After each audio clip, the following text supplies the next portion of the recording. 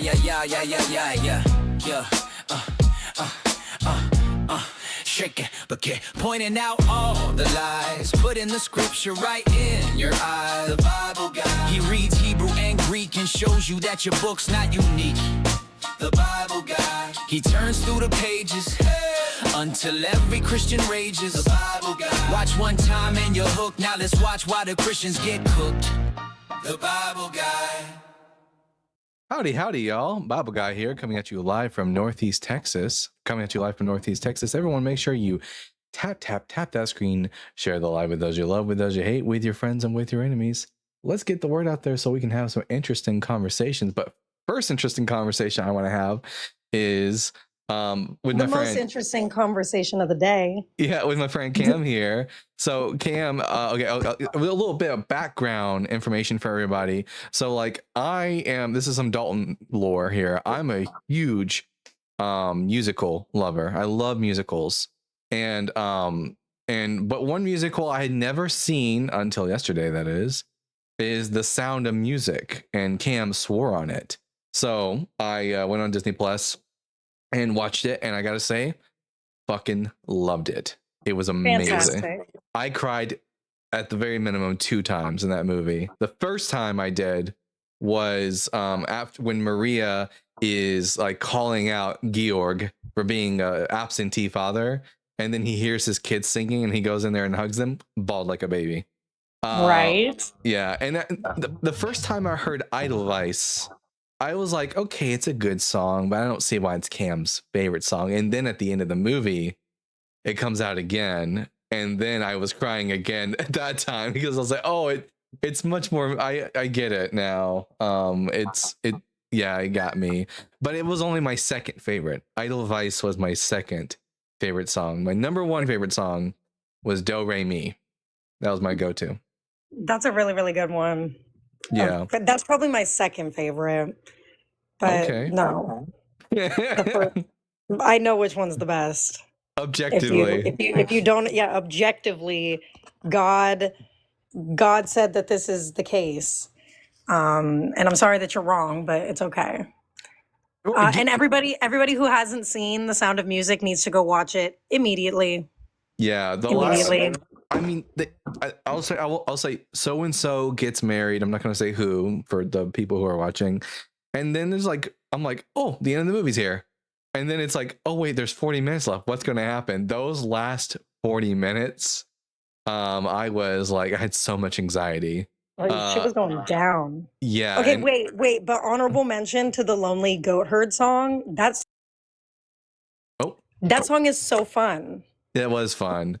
And I love that one. You don't see puppeteering like that anymore. That's old style Disney for that's sure. High class puppeteering and yodeling too. Like the hardest form of singing, from what I've heard. Yeah. Fantastic. Anybody who doesn't like that movie is wrong. I'll tell you what. I was like watching the movie, and then like a punch out of left field is when Rolf. The second time. Oh my gosh, I know it. Literally, I was watching that. I know exactly what you're gonna say. The window and scene. I was watching it with so I hadn't seen that movie in a really long time, and I was watching it like a month or 2 ago with my kid, and then he does that, and I literally was like, oh shit, like out loud. And she was like, what, Mom? What happened? And then I had to explain to her like the whole history of like World War II based on that scene. I know. I was sitting next to my sister, and he did that. I went, oh. Yeah, there's a couple little bits in there that you're like, oh my god. Yeah, like that's the other thing is that it's not up in your face until the last 40 minutes of the movie, but like there's like this dark shadow looming over the movie that progressively rears its head every now and then. And it makes it had this feeling of like the impending doom from the very start. But I guess this movie is old as hell. People who haven't seen it need to get out from under their rock. But like the end of the movie, it's not doom and gloom. The end of the movie is pretty good. Yeah, I like to imagine that who spends the next 7 years and where, and then they return home and everything's fine. Wow. I quite liked and there was like lots of little bits in the movie. I just caught the one thing I was most confused about in the whole movie was the Baroness. I didn't know if she was a bad guy or a good guy. I mean, she seemed to be like, I'll go send the kids off to boarding school. But then like at the end of her arc, she's like, yeah, you and I shouldn't be together, but you know who you should be with. And then, she like throws Maria to him, basically. I was like, oh, that was nice of her, I guess. I don't know how to feel about her now.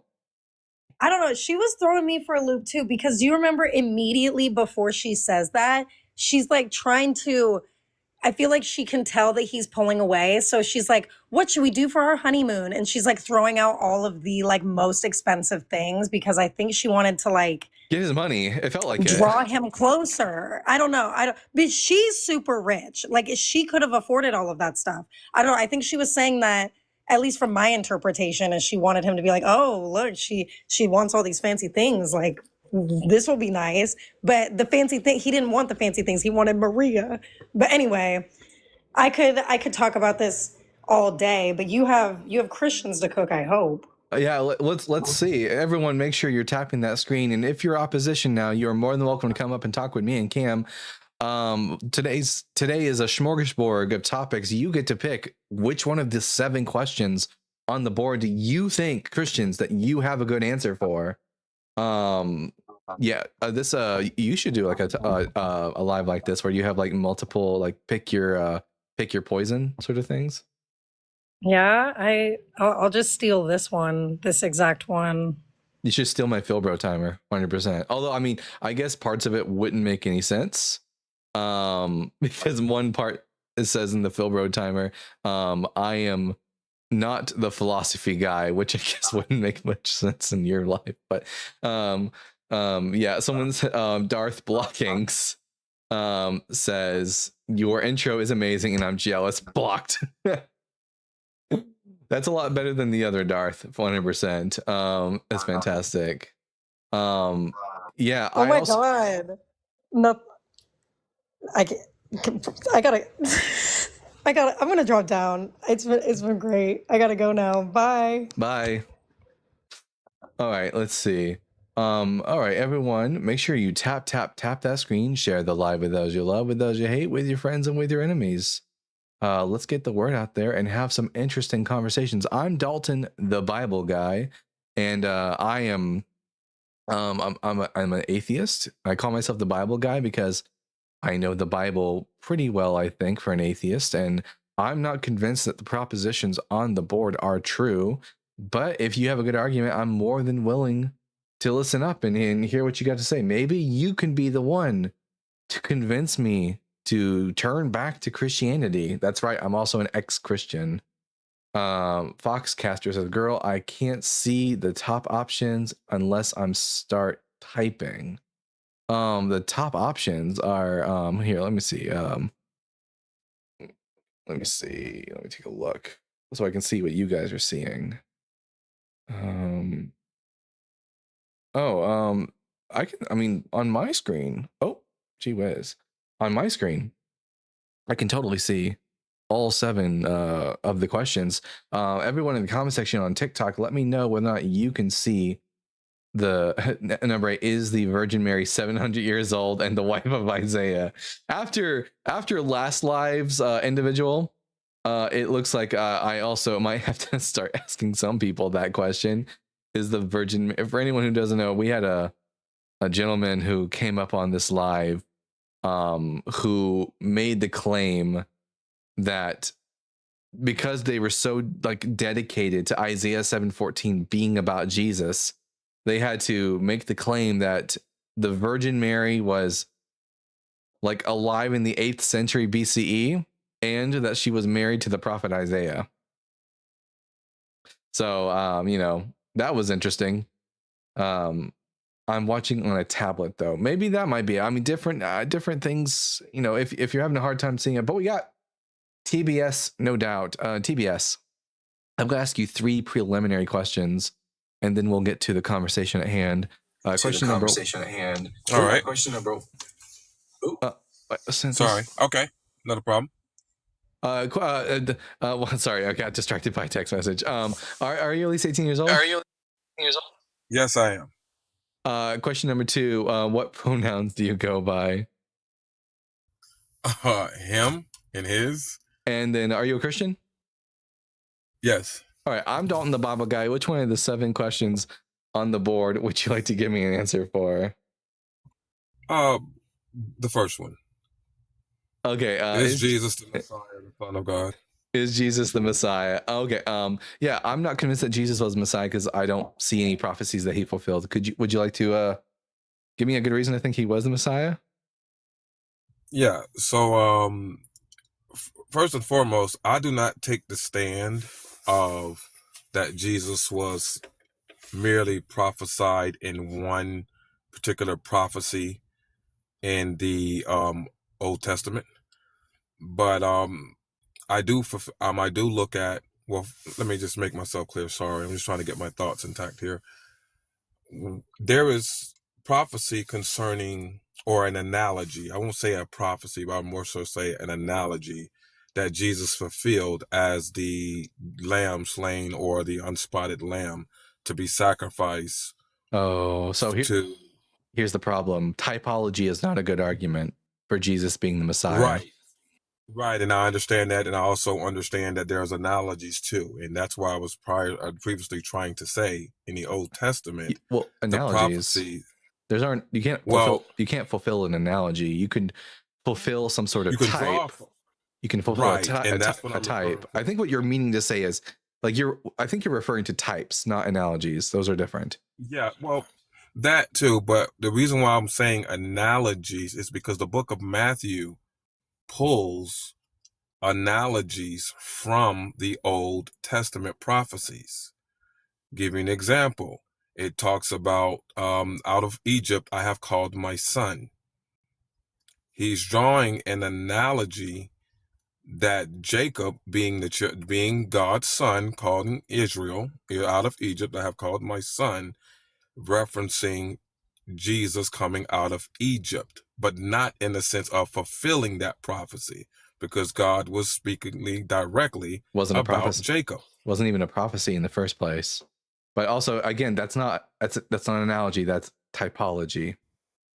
Okay, well, whatever we want to use. I mean, we could say typology, and I'll just take it for that. The whole point here is the reason why I believe that Jesus is the Messiah and the Son of God is because Scripture was obscured in the Old Testament of his coming and his purpose, his fulfillment. You can say that, but it's not very convincing. Like, if Jesus didn't actually just fulfill prophecies, then it sounds like what Christians are doing is just coping with the fact that he wasn't the Messiah. Like, the way that I would believe that someone was a Messiah is if they actually fulfilled actual prophecies, not typologies. Typologies is just humans who are really good with pattern seeking recognition, doing that very thing.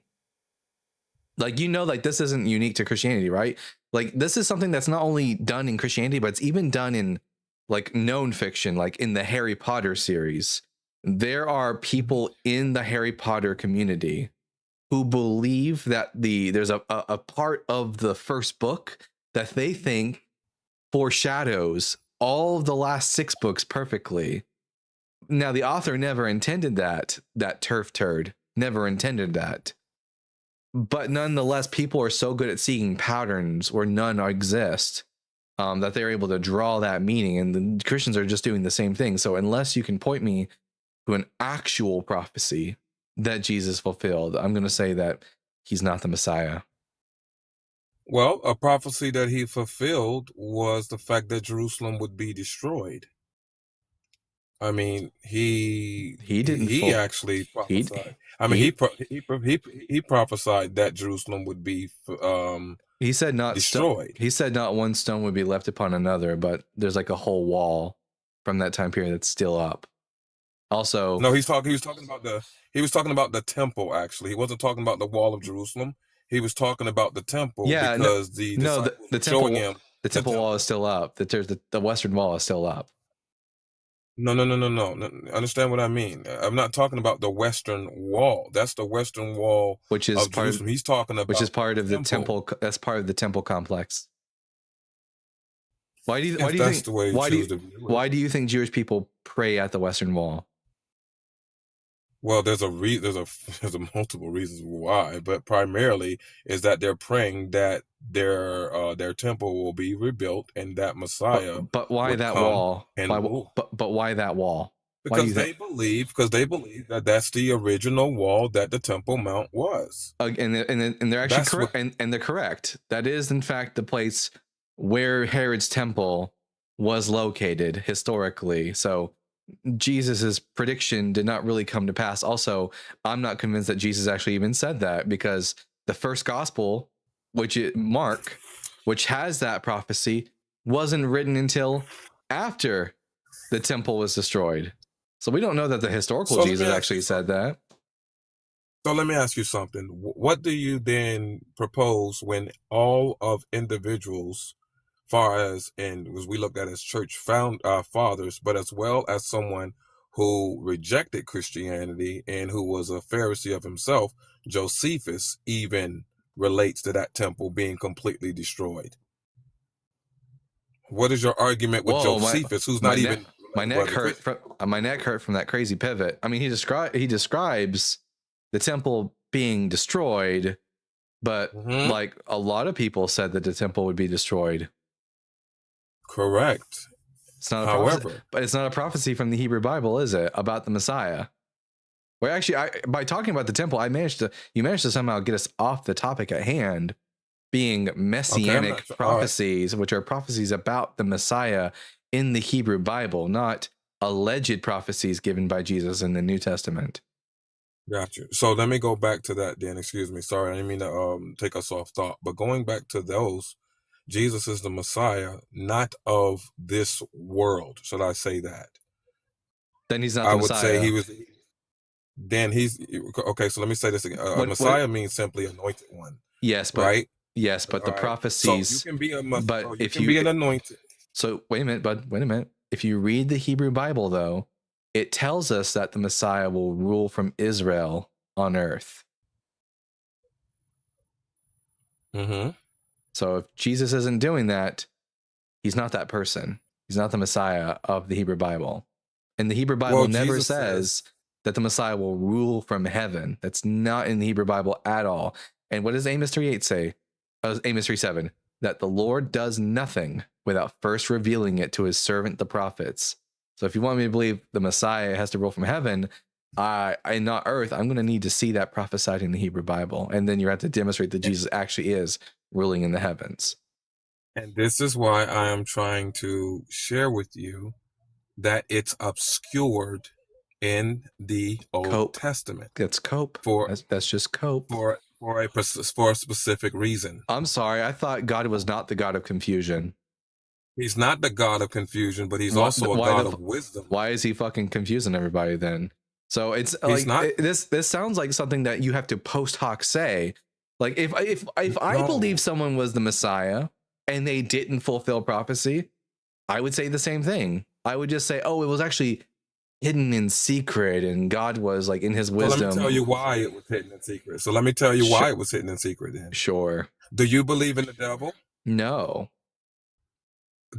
And you don't believe in principalities? No. Okay, so then therefore, no naturalist. matter. Okay. And All right, so then also it's a silly thing to say God had to hide his secret plans in order to in the book in order so that the devil wouldn't know. How about this? How about just make it to where the devil can't read? And also, like, anytime someone talks about the Bible around him, he just goes deaf temporarily. That way, that wouldn't be logical. No, it would be logical, because that way the believers could talk about the Bible. God could accurately. Why even create the devil at all? I don't think he did. I think it's silly. I think it's all silly. I mean, depends on what, like, if you're Jewish, they have a different answer, because the Satan is different in the Old Testament than he is in the New Testament because of culture. I agree. But I agree. But anyways, God could just make it to where the devil can't read and he goes deaf every time believers talk about the Bible. And then that way believers can have a book which is clear and not obscure. And that way like Christians could have had good arguments for Jesus being the But you still Messiah. wouldn't believe it though. But you still Oh wouldn't no, believe it no. anyway. If there was if you could demonstrate that there was prophecy written hundreds of years before Jesus and it's clear, and then Jesus, and you can prove that Jesus actually did do that thing, that would be proof for me that Jesus was a Messiah. I would become a Christian if Jesus was actually fulfilling prophecies. See, and that's where no matter what Christian, and I'm just coming in to try to also understand where you're coming from. It doesn't matter how many Christians come on this or non-Christians Yeah, who because you'll try have to bad even arguments. debate that because you don't believe the Yeah, text. Neither do you have. no, I think I'm able to understand the text. Is the problem is that, and I don't accept coping. Right. Okay. Well, I mean, that's one thing, but I can also talk about, which is not going to be it because it's more subjective than anything, my own personal experience to No one know cares. that he was. No one cares about that. That he is. So No one right, cares exactly. about And that. that's why I said I'm not going to be subjective here Yeah, about good my thing. own personal experiences. So when I look at again, and trying to convince you, there isn't going to be no convincing, period. Because again, you have to 'Cause believe you got in the bad text. arguments. You have to believe in all that. I mean, no, I wouldn't No, have no, to. no. I would no, even if I accepted the entirety of the Hebrew Bible, the Old Testament, I would become Jewish. I wouldn't become a Christian because Jesus didn't fulfill prophecies. You're telling me why that don't you you're accept- telling me in order to be convinced that Jesus is the Messiah, you have to first believe that Jesus is the Messiah. If you have to start with all the assumptions that what your Bible says is true in order to believe it, that tells me that you don't actually have very strong arguments for your text. You just have to believe it blindly. No, not necessarily. So I don't believe in people believing it blindly. I believe in what convinced people that Jesus was the Messiah was the miracles that people may have seen or is reported in the scripture. Prove It that was Jesus those things. Okay, performed but miracles. I can't prove unless God allows that to happen in front of you and I'm there or someone else is doing something like that. Why But doesn't nevertheless, the account. Why doesn't God do that Go ahead. then? Because it comes down to faith, and he does do that still to this day. Wait. Did Saul of Tarsus have faith in Jesus before his conversion? No, he had faith in God. I don't see why that's a barrier for God. Why is God so limited by my lack of belief? Then he should be able to. No, God is not limited. Then he should be able to make himself known to me. So as our scripture says, I don't know if you've read it. It says, without faith, it's impossible to please him. Right? I know that's exactly what I would write too if I didn't have good answers for anyone. I would just say, guys, you just have to have faith, or else you can't please God. That's like a wonderful. That's a beautiful little piece of hope. Known to people. So God made to himself known to people even that did not believe in him. Irrelevant. That's recorded in scripture. Irrelevant to the conversation. We're asking why God didn't reveal himself to me. Maybe because you have a heart issue. Wait, is God not powerful enough to okay, here, let me ask you some questions about God and show you why this is problematic. Okay, question number 1. Is God all good, and thus does he desire for all to be saved? Yes, he does. All right. Is God all knowing? Yes, he is. Is God all powerful? Yes, he is. All right. If God is all good and desires that all should be saved and come to the knowledge of the truth, and he's all knowing, so he knows exactly what it would take to convince us. He knows how to even get to the hard-hearted, and he's all powerful, so he's to be able to do that thing. There's nothing stopping God from convincing me of his existence. Nothing. Hard heart included. No. Otherwise, God is not all powerful. Well, just because he's all powerful doesn't mean he's all forceful. That doesn't matter. God, you can have power, you can have influence, you can have might, but that doesn't mean you. Could God give me sufficient evidence to accept his belief, even if I allegedly have a hard heart? Correct, he can. Then why doesn't he? That's a good question. I'm not God. I can't answer for him. I don't know what the circumstances. I don't know what's going on in your life or around you. I'll give you a few possibilities for what could possibly explain this.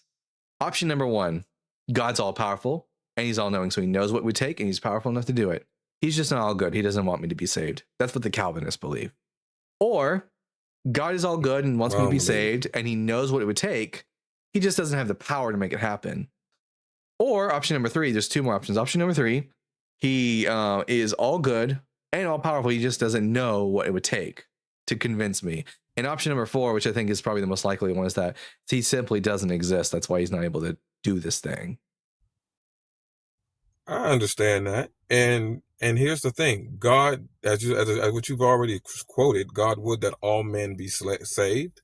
Yeah, God wants to save all men, but at the same time, he knows everyone has a choice. And he will no, make I himself don't. known. But why though? Belief isn't a choice. Bible guy, why don't you have fun stickers? You know what, Cam, I'll get on it. Anyways, no, beliefs aren't choices. You're either convinced that something is true or you're not, in which case you will either believe or you won't believe.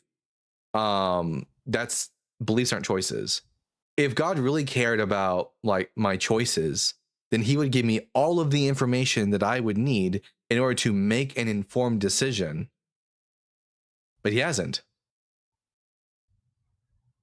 Well, and that's according to your perception and observations. That doesn't necessarily mean that it's true. Wait. Who would be the expert on whether or not God has given me, the Bible guy, enough information? Would it possibly be only God? Me? No, God. Me, the Bible guy. I wouldn't. I should know. I should know because I'm not convinced. Do you catch everything that happens around you? Are you aware of everything that happens around you? If an all-powerful God is behind it, I should. Because he knows how to get my attention, doesn't he? Yes, he does know how to get your attention, but so why don't I see it? Why don't I see it? So because God is not going to stand there and at times answer to the demands of people that he's real. Why? It's not too hard for him. It shouldn't be no problem. You're right. It's not too hard for him. You're right. It's not. But who? Okay. If does you are God, does he have an ego? Because that doesn't sound very godly. No. If he's being God, all right. If he's being God, he's already made provision for an understanding of his existence. No, he's made provision. And okay, according to your opinion, but everybody doesn't share that opinion that you have. Well, yeah, but what is this? What is this like perfect evidence that demonstrates the existence of God? Because I've never heard it. Well, there are so many things that people can try to come up with, but nevertheless, God has to prove to you that he's real. Then it should be. Well, and he hasn't. Well, then I guess until then, you don't believe. That's fine. You have your choice, and that's the beauty about God. Concession. Because of God, that's the beautiful. No, that's the beauty about God. Because if God didn't really care, because what happens if I die today? Well, yes, it is. Choice. Then guess what? Yeah. Then guess what? If you die today, then you die today. I can't. And where do I go? And where do I go? I'm a non-believer. I do not accept Jesus. You go to right. So I believe that you cease to exist anymore. I don't believe you go into eternal torment. Oh, so you don't believe the book of Revelation. Okay, I see. I see. So the book of Revelation, no, I believe the book of Revelation. I just believe the interpretation of the book of Revelation is not correct in many views in Christianity. They shall be burned in fire for all eternity. That's not hard to. So what's so difficult to understand about that? Well, because you have to understand the view of where that comes from. John was the writer of that Bible. John understood the book of Enoch because it was very prevalent during their time. You may not reference it, but just because it's not canonical doesn't mean that it's not important. Canonical. I'm very aware of the first book of Enoch. Okay. Are you aware that there are actually 3 books of Enoch? That's just first Enoch. And I'm aware of it. And the author of first Enoch also describes people who end up in paradise forever and people who end up condemned and with eternal conscious torment. Yes, I understand that. So both are on the table for me. I'm a firm believer in either there can be an eternal punishment, mainly for the angels that are spiritual beings that it talks about. The book of Revelation. I'm also the book of Revelation says that those who accept the mark of the beast will experience eternal conscious torment. Right. But keep in mind, the book of Revelation was written when the man was in the spirit. It was written poetically as well as symbolically. Everyone knows that. Yeah, It wasn't everything in there yes, is not literal. I know the imagery about the beast and the whore of Babylon; those are all symbolic, but there's nothing Okay. symbolic about Okay. eternal conscious torment. Sometimes it can be just literally, inevitably. We've gotten a lot well off the topic. Do you have any good reason why I should But think you asked Jesus the is the question. Messiah? But Do you have any- yeah, I still do. Yeah, I'm writing this back in. Why should I think Jesus was the Messiah? You've given me no good reason so far. Because you're still breathing today, and you're still being able to. Wait a minute. But you're still able to see. That's But wait a minute. Let me finish. Those things because are definitely, you're breathing today, and you're able to see. That's evidence because you're alive. Oh, gee whiz. You're able to see. So that's evidence that I haven't died yet. And that's also evidence that I have lungs so I can breathe. That's evidence I have eyes so I can see. That's not evidence that Jesus of Nazareth was the long-awaited prophesied Messiah of Israel. Breathing is not evidence of Jesus being the Messiah. What a silly thing to say. You didn't even let me finish my statement. You just jumped on what I just said initially. I said, because you are breathing today to be able to see throughout nature and creation that it takes a divine being to conduct such perfection. Again, that would just get me to Judaism. That wouldn't get me to believe Jesus was the Messiah. Also, I mean, the reason why I would say Jesus is the Messiah because he spoke all of those things into existence. No, he didn't. Yahweh did. No, he didn't. Yahweh did. Jesus was just a false Messiah. Okay. Well, then, do you even believe in God? No, but like, even if I did, so why would you even reference something like that if you don't believe in God? Because even if I believed in God and believed that the universe was created, I still wouldn't believe Jesus was the Messiah. That's a whole nother thing. Do you understand? The only way that you can prove to me that Jesus was the Messiah, the only way, is if he fulfilled messianic prophecies, and he didn't. That's not the only way. That's not the only way. I don't believe that. That is the only way you can convince me that Jesus was the Messiah. If a miracle was to take place in front of you, okay, do it. You would believe that. Yeah, here, in Jesus' name, like, heal my eyes right now. I have glasses. Perform a miracle. If you can heal me instantly of my blindness using Jesus' name, I will be convinced that Jesus was the Messiah. So basically you were incorrect then, or you weren't honest when you said the only way you would believe is if you saw him fulfill Messianic prophecy. Let me put an asterisk there. The only thing that you are actually capable of doing is live, because you can't do magic. But if you think you can do magic and like make my eyes see in Jesus' name, you're more than welcome to go ahead and do that. No, I can't do that, sir. Sometimes it's the things that we eat. Okay, so don't fucking bring it. Don't fucking bring it up if it's not something you can do to convince me that Jesus was the Messiah.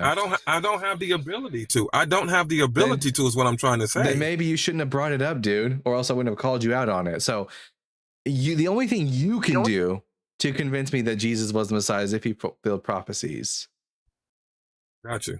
I understand what you're saying. Okay, so then thank you for making that clear, at least, because when you say you, I mean, I know you're talking to me, but that you can mean general. So, well, luckily, no one has ever done any miracles that I've ever actually had substantiated or proven to be true.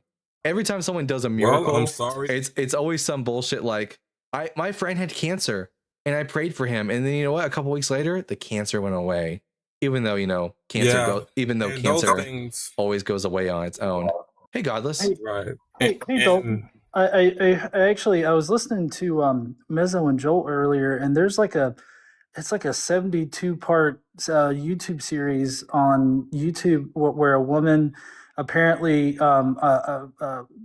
like really crappily applied some special effects and made stigmata, and then also sweated extra virgin olive oil, which she then dripped on people to heal them, but it stopped before too long. So like, is that the kind of miracle you're talking about? Total bullshit, no whatever? No doubt? No, I'm not talking about that type of miracle, because sometimes, I hate to say it, there are times that so-called miracles obviously proven to be fake, right? So I do believe that there are people out there who try so hard to convince others that they're willing to scoop that low. However, the only one I could say that I have seen only in my life, and it's only one, where I knew of a woman who I was very close to. I've known her since 92. She needed a double hip replacement and went to 5 different doctors to convey that. One of the doctors literally was in our church. And obviously she's the one that shared this information because the doctors can't violate HIPAA. Well, one day she went up and she was in agonizing prayer. She was in agonizing pain and crying her eyes out. And she came down and asked for prayer for the people for her.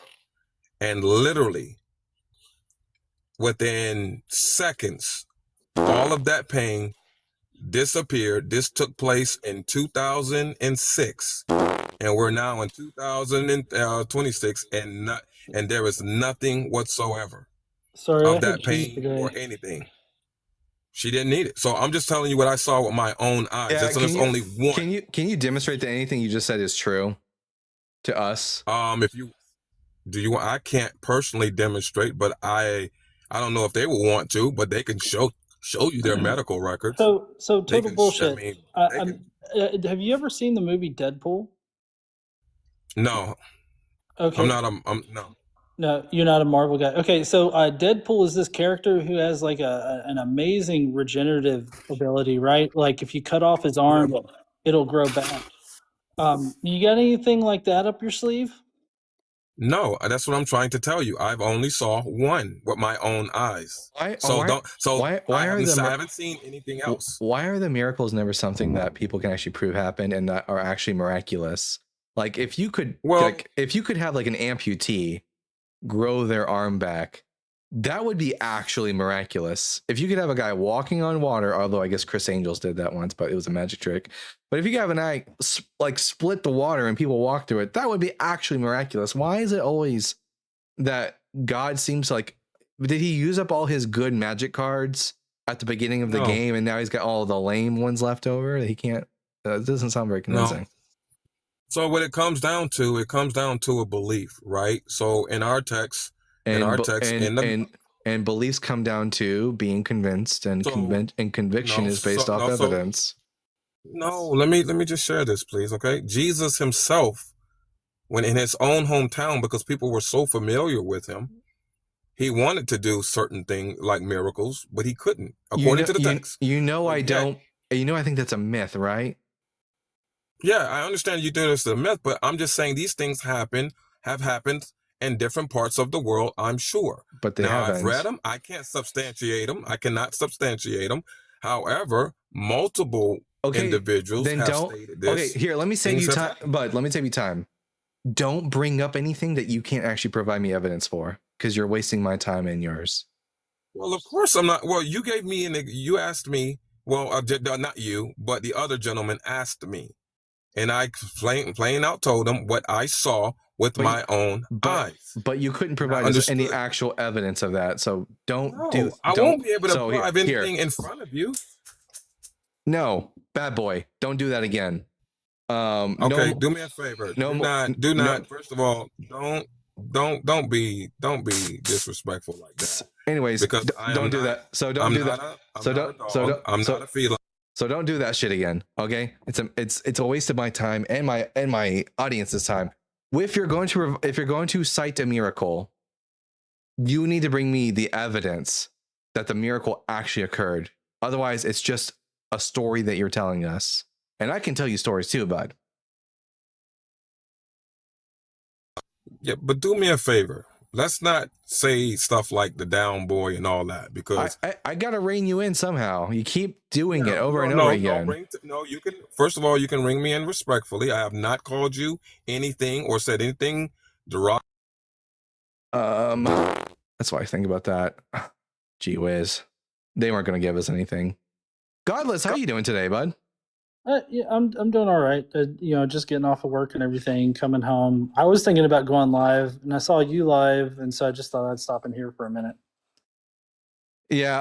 Oh yeah, for sure. I'm going to be live tomorrow on Myth Vision, bud. Oh, okay. Yeah. So everyone make sure you check that out tomorrow. I think it's going to be around 4:30. Dalton, do you play Magic? I've never played Magic the Gathering. I am it's kind of like certain things just don't interest me. I think it's cool, and I think the artwork on the cards is cool, but like I don't know, it just doesn't interest me all that well. I like D&D, but only on like when I watch it online. That's it. All right, we're gonna bring up the next guest, Justine Taylor. Justine, I'm gonna ask you 3 preliminary questions, and then you and I can get into the conversation. Hopefully it'll be a good one. Are you at least 18? Yeah. And what pronouns do you go by? Her, she. And my favorite candy, and actually second favorite. But and question number 3: are you a Christian? Yeah. All right, I'm Dalton, the Bible guy. Which one of the 7 questions on the board would you like to give us an answer for? Well, actually, I just wanted to see if, because me and my husband, we go around and pray for people and see people get healed. Not everyone, but a lot of people do get healed. So, and you said, like, can I pray for you to be healed? Yeah, specifically, if you can pray for us right now in the name of Jesus, and my eyes are instantly healed and I don't need glasses anymore, I will believe in Jesus. Okay, do you have, also though, do you have anything else? Like, do you have pain in your body? No, just the glasses. That's all I want to. That's all I want your prayer for. Okay. Can I just try like a few times when I pray? Because usually when we pray for people, we have to like do it a few times. It just takes a couple seconds though each time. Okay, let's see. I'll give you 2 chances to be able to heal my eyes.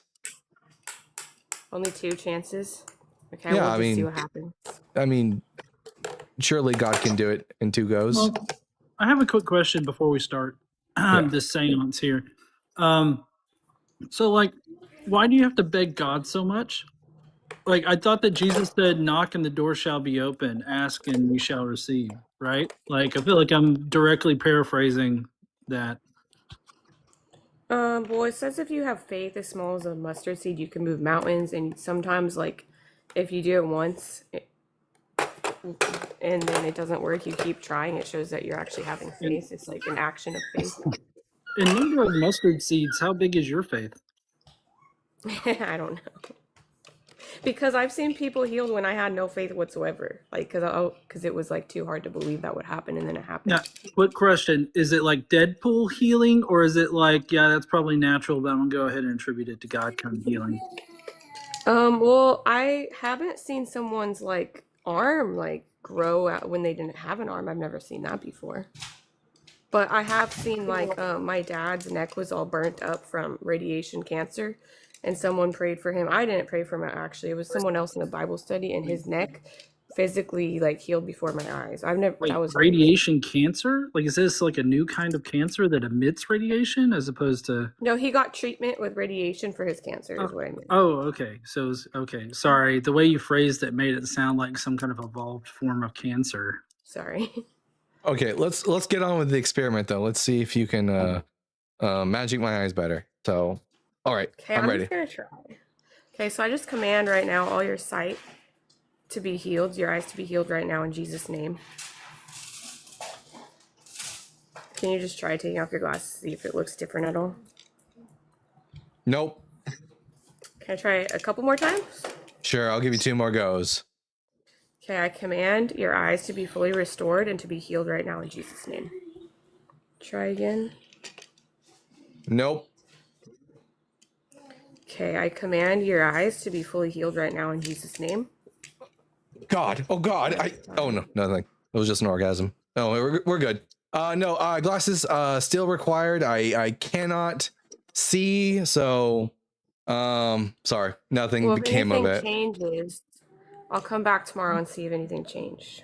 Okie dokie. Well, I won't be live tomorrow, but you can come back on Thursday. Oh, okay. So when you say convince you, this is the reason why I feel convinced. I don't know if it would convince you, but for me, when I was like 18, I played with a Ouija board, and then Idiomotor It's just idiomotor.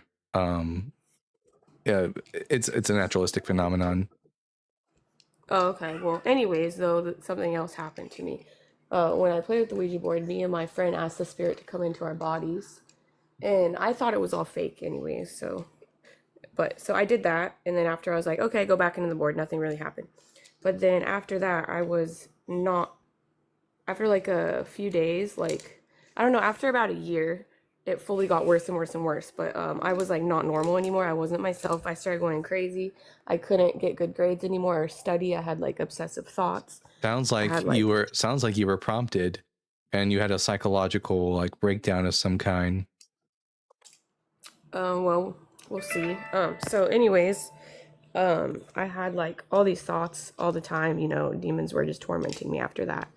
And once I realized, or I thought it was a demon, I realized like all the other religions I looked into, they didn't talk about how to be set free from demons. And the only one I knew of was... That's not true. Islam and Judaism both have exorcism rites. Well, I never read the Quran before. Even the ancient Babylonians had exorcism rituals to be set free from demons. Like this is not even remotely unique to Christianity, and it's purely psychosomatic. The religions that I researched, they never talked about it though. So I was just saying that I knew of Jesus setting people free from demons. So I started looking to Jesus and reading the Bible and praying. But before that, you know, I was getting tormented. A placebo. One night. Sounds like you experienced what's called the placebo effect. You were psychologically prompted, which resulted in your actions, and then you had another psychological prompt that resulted in like a placebo effect. Am I able to finish the story though, and then you could tell me, or? I just have to, every new detail, I can't remember multiple details, so I have to explain them as they go. So keep going now. But I'm able to finish? Okay. So, now I forgot what I was saying, but so basically I was getting tormented all the time. And then I was also like having... Oh, one second. Hi, Gary. Good to see you in the comment section, bud. Go on, bud. I was having, like... now I keep forgetting what I was saying. So I was, having like nightmares all the time. I was having sleep paralysis. I was having like anger to where I couldn't control myself anymore. Like I was yelling at my friend. I never did that before and I couldn't stop it. And so anyways, then when I realized it was a demon, at least that's what I thought it was, I started praying and like it just got worse and worse.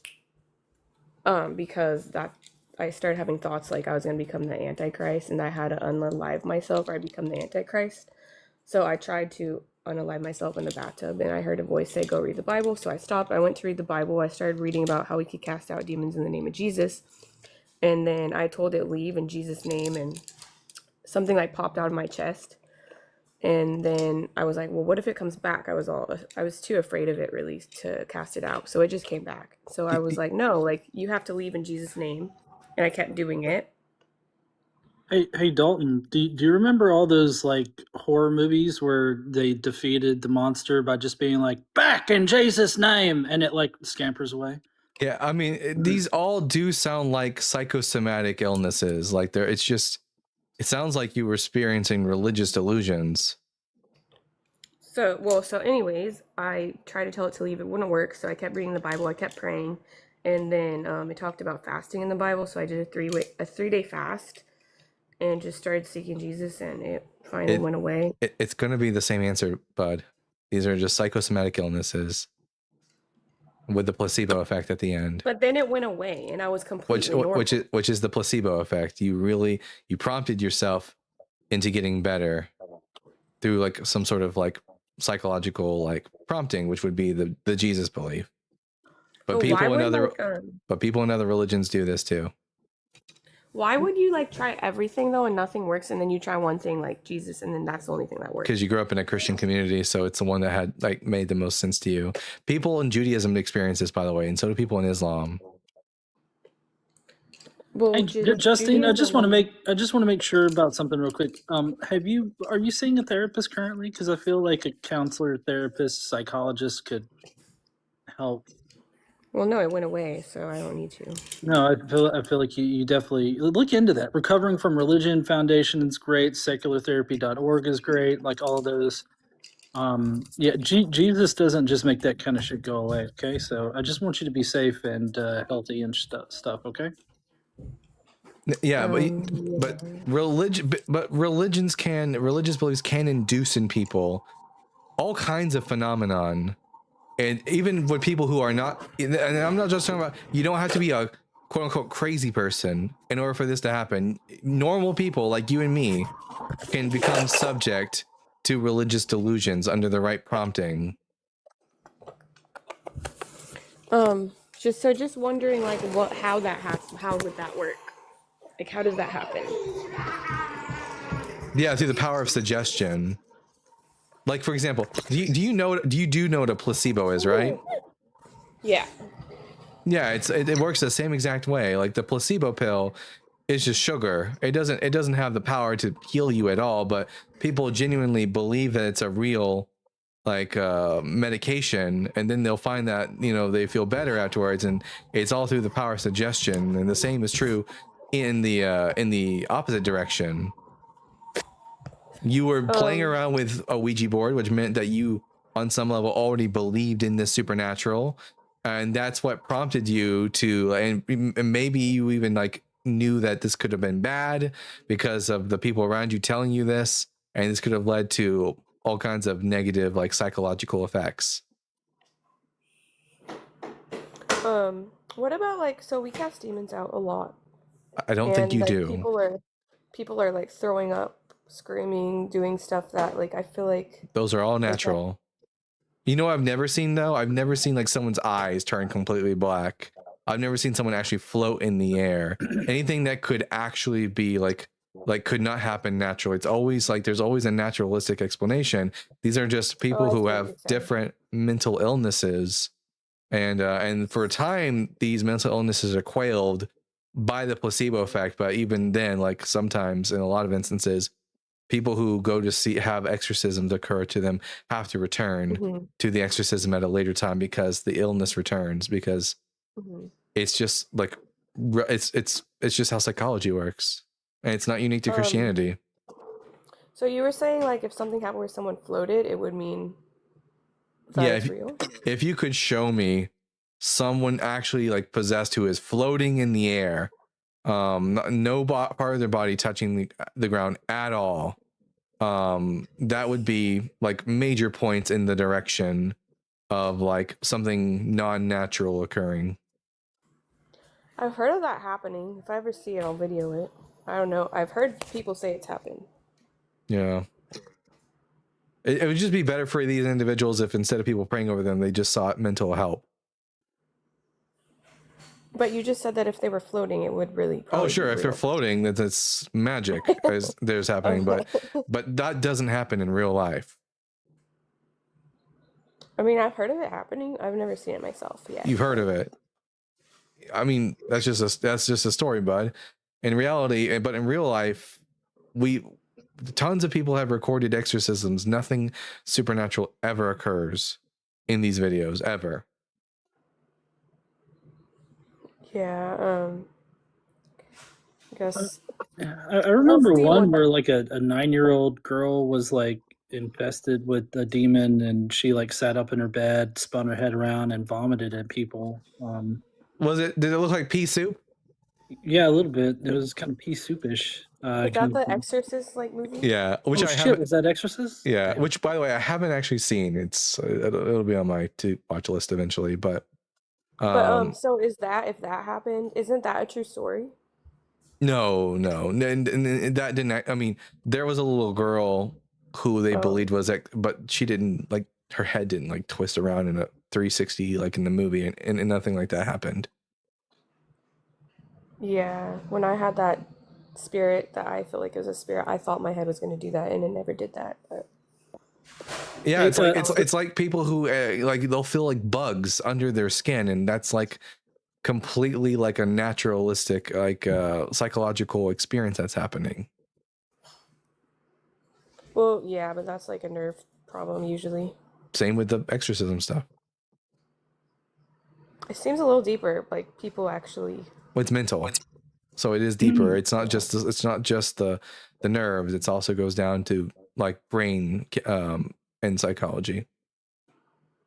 So, hey, Justine, why do we never see atheists getting possessed by these demons and demonic forces? Why is it always somebody that's got an underlying religious belief?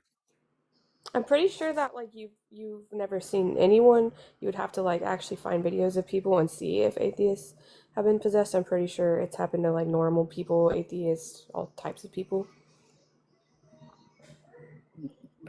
So what I'm hearing is, I'm sure you'll find this if you look for it, instead of like, yeah, here's the evidence for that.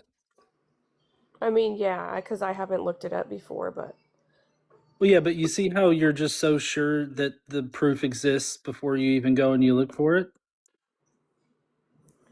well, That's I the don't. problem. I'm going to go look for it now. But even if that happened, I thought you just said it was psychological, so it wouldn't matter. Well, I mean, it did. Levitating? Oh no, he said like, how come we never see atheists possessed by demons? Oh, I mean, yeah, I mean, we don't really see that very often, and who knows? Maybe if there's an atheist who lives in Italy, and like as a result of living in a very heavily Catholic society, but you know, we see demon possession and exorcisms in all kinds of religions, and not just Christianity. So it's like, if this was really happening, we would only expect Christian exorcists to be able to cast out demons, but it seems like everyone and their mother is able to do it. Oh, Yeah, I have heard and of there other was a people doing it too, besides Christians. well, sorry. The other thing to add on that I had was there, no underlying religious affiliation or like influence is what I'm talking about. Like, it definitely takes a religious influence in order for that to happen, right? But I thought it's all psychological, so even an atheist could probably have a psychological Right. hallucination Atheists with can like. have a psychological issue. They're going to recognize it as a psychological issue, not a magical red demon that wants to infest their body, right? Yeah, that extra bit required. They either have to like have been heavily influenced by religion, or they don't have any like knowledge on like if they grew up on an island by themselves and they have no scientific knowledge, then they would, like our ancestors, come to the conclusion that some unseen force is causing them to like suffer epileptic seizures or something like that, when in reality it's just like completely natural. It's like, it's always like the lack of the scientific knowledge is what leads to the belief in these supernatural beings. Yeah, I was just wondering though, if you saw like miracle like healings, would you believe in God or would you say it's like something else? It would have to be an actual miracle, and not it couldn't be something like, oh, I had cancer, or someone healed prayed for me, and then later I didn't have cancer. It had to be something like, I didn't have an arm, and then they prayed for me, and right then and there the arm grew back in the sight of everybody. That would be miraculous, and that would be convincing for me, at least personally. Yeah, like Deadpool. Yeah, exactly. It seems like all the miracles, like I grew up in an evangelical church where they used to practice faith healing, and it was always things that could have happened naturally. Oh, so you're saying like it has to be physically with like your eyes, you see something like that. It has to be something impossible to occur. Wait. So now I'm curious. You talk about how you heal people and everybody by doing the magical three prayer system there. What do you mean by that? Now that you've kind of revealed, it's like, oh, you mean you've got to actually be able to perceive these miracles. Yeah, we need to be able to see the miracles. We got to be able to detect them in some kind of way. I'm kind of curious as to what kind of healings you've done. Well, so basically we just go out on the streets and we ask people like, do you have any pain in your body? Or we will see someone like with a cane. So like if someone has pain, we'll just for their own self to believe, if they actually have pain and we pray and it goes away. Sometimes even I would be like, are you lying to me? Like, did it really go away? But they're like in shock that it's gone. That's a miracle for them at least. Maybe not for anyone watching. No, that's called adrenaline. I don't know. Not if like it goes away permanently. How many times did you check up on them? Did you do it at least 7 times? We checked up on them like way later. Like I have a video of the guy said like his foot was healed, it's still healed, but there's other things. We've seen people walk away without their canes. We've seen people get out of wheelchairs, and I know that Again, wouldn't be proof for you guys. one adrenaline, right? Adrenaline is going to allow them to do that for a little bit, but also if you checked up on them much later and the pain was gone, how do you know it just wasn't gone naturally? Well, we have done that. We actually have because we see them back on the streets later, and they tell us they went to the doctor, and the doctor said it like this was gone, like someone's hearing was restored. The doctor said like they didn't have But something was wrong with their ear. that could always be resolved naturally. So have you ever seen like something I have described to you, something that could only be described as supernatural, like limbs growing back? Just only when I saw my dad's neck be healed before my eyes. That's the one I've seen physically with my eyes. But no That was crazy. but no actual like limbs growing back. No, I haven't seen that. This would be a good way. Here's my scientific experiment that would convince me that the supernatural exists, that healing is done in the name of Jesus. If you got 50 people, 50 amputees, and we can check to make sure that they in fact are amputees, and then you have one faith healer who prays for them all, and we get a 100% healing. All their arms are growing back. That would be convincing, and it's only in the name of Jesus. And it's happening instantly. That would be convincing. Yeah, that's what would be convincing to like someone like you or other atheists. But like these miracles are for people who have the pain, and then if their pain leaves, but pain can go away easily on its own. I've had pain that's gone away on its own. No healing required. But if you were like limping and I prayed for you and you stopped limping permanently, that would be God trying to show you like he's real. Why can't God do anything actually really cool anymore? But that is cool. That is not cool. A placebo effect perfectly explains that phenomenon. I'm talking about, why doesn't God do the things he used to do in the Old Testament? I've never seen I've never had one actual report. Only thing of brain dead people's coming back to life. That's never happened before. Just waiting for you to come back. I got one. So some people stole the Ark of the Covenant one time, and they all got ass and genital cancer. Maybe that's not a good one to expect out of God, though. I think that might be the Raiders of the Lost Ark. That might be. Now it's working. But like, we've never seen brain dead persons come back to life, and all I've ever heard from Christians is they've heard stories of it happening. Wait, brain dead people? You mean like in a coma? No, brain dead. Coma people still have brain waves, and their brain is still like very much alive. We're talking about people who are actually brain dead, not just their heart has stopped, but their brain has stopped functioning altogether, and then coming back to life. That's never happened. Wait, what do you mean? That happens all the time? Like people have near-death experiences and near-death experiences are not brain death. People who have near-death experiences there is a reason why it's called near death. They don't actually experience brain death. How do you know when someone experienced brain death? Yeah, we can we can measure that on a chart. We can see whether or not there's any brain function. Do they measure? Well, have you heard stories though? Like people are like they pronounce someone dead. Again, stories. But I'm just saying, like, I wonder, does this count if it was actually real? If it's just the brain, dead? If it's just the heart stopping, that's not brain death. What if they're pronounced dead and like they come back 10 minutes later? Is that the same thing? Then the brain didn't die. Oh, if you can show that the brain death occurred, and then a person came back to life after being prayed immediately, that would be miraculous. But that's never happened. And the people who have supposedly come back to life, they don't like test their brains, so that wouldn't count, huh? Because they're not testing. Because near-death experiences. Because near-death experiences aren't actually death experiences. How do they test someone's brain? I think it's an EKG. Wait, isn't that a heart? Testing the heart? Here, let me check. Let me see what the name of the actual see. Oh, Julie Fisher. Saying.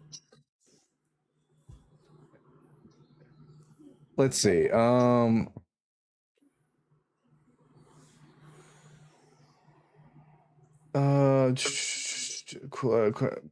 clinical neurological exams, pupillary response, corneal reflex, gag reflex, oculocephalic reflex. They check a bunch of different things to see whether or not the brain has actually died.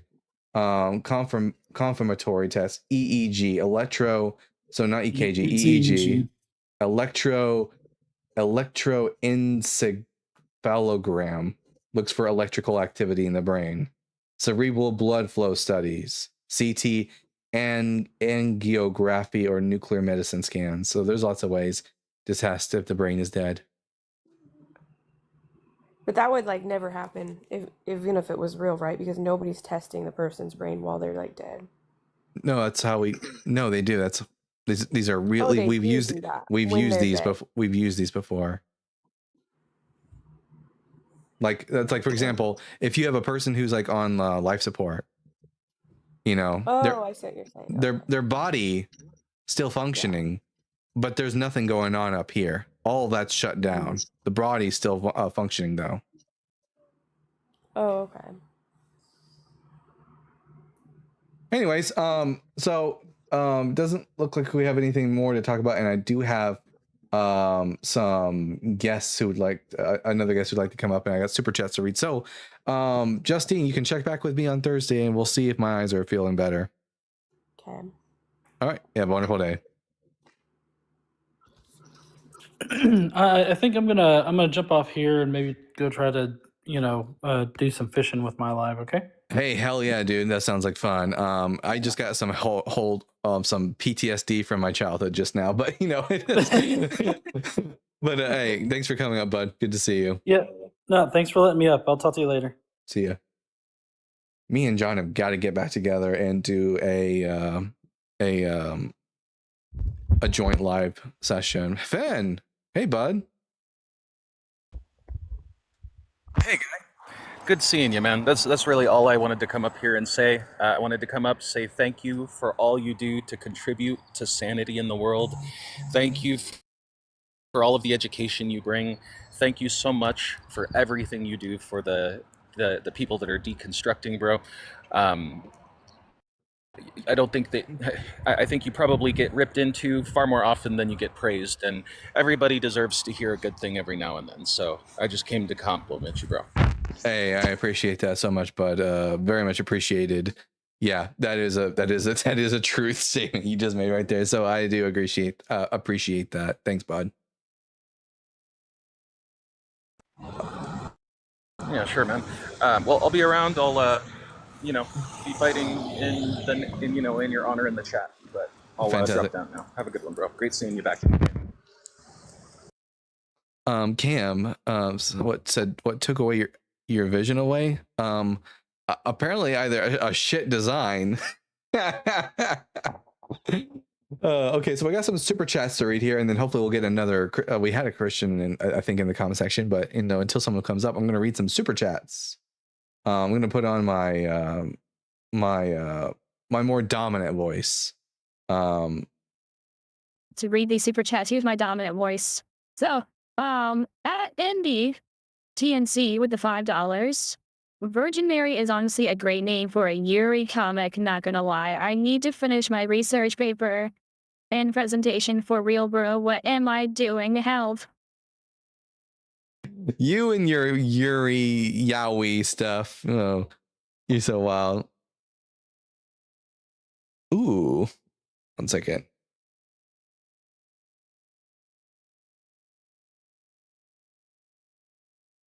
All right. Okay. And then At House 70 with the $10. Almighty defeated by your heart issue, Dalton. I guess there are new God in town.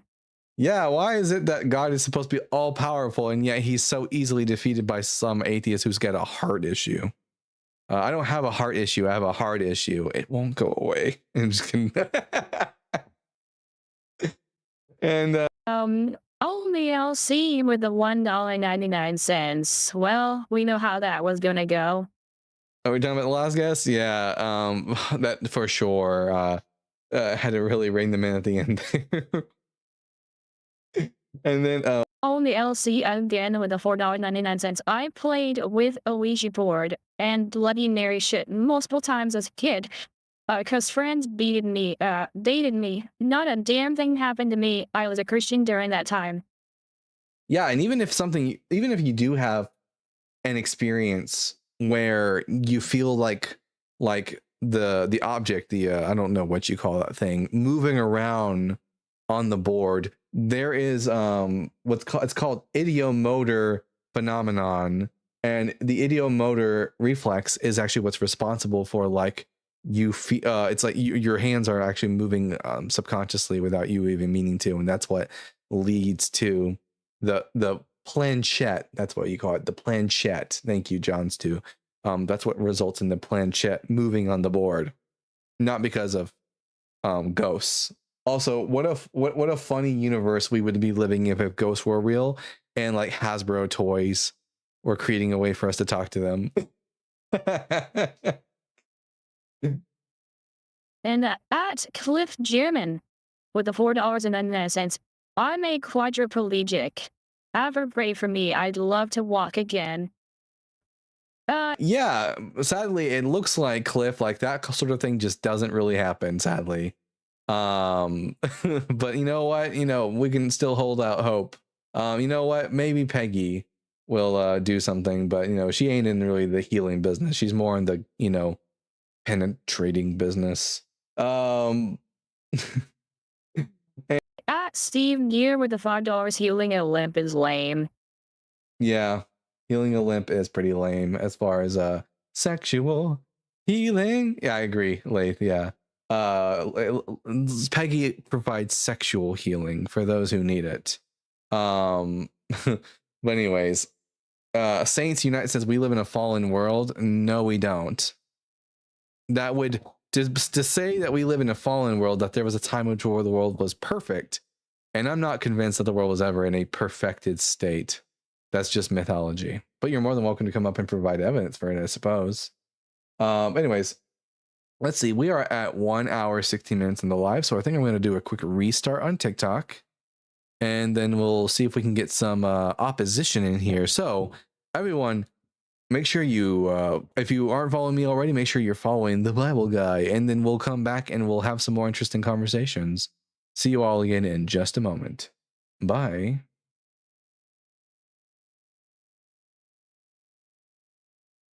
There was a comment the very last second where they said the only reason you can be who you are is because you live in a Christian country. No, I could live like this in the Netherlands and be just fine. What a stupid fucking thing to say. And it's weird how they think that that's a good argument. Also, America's not a Christian nation. What another stupid brain dead thing to say. I guess they can't help it though. It just comes naturally to them. It comes naturally.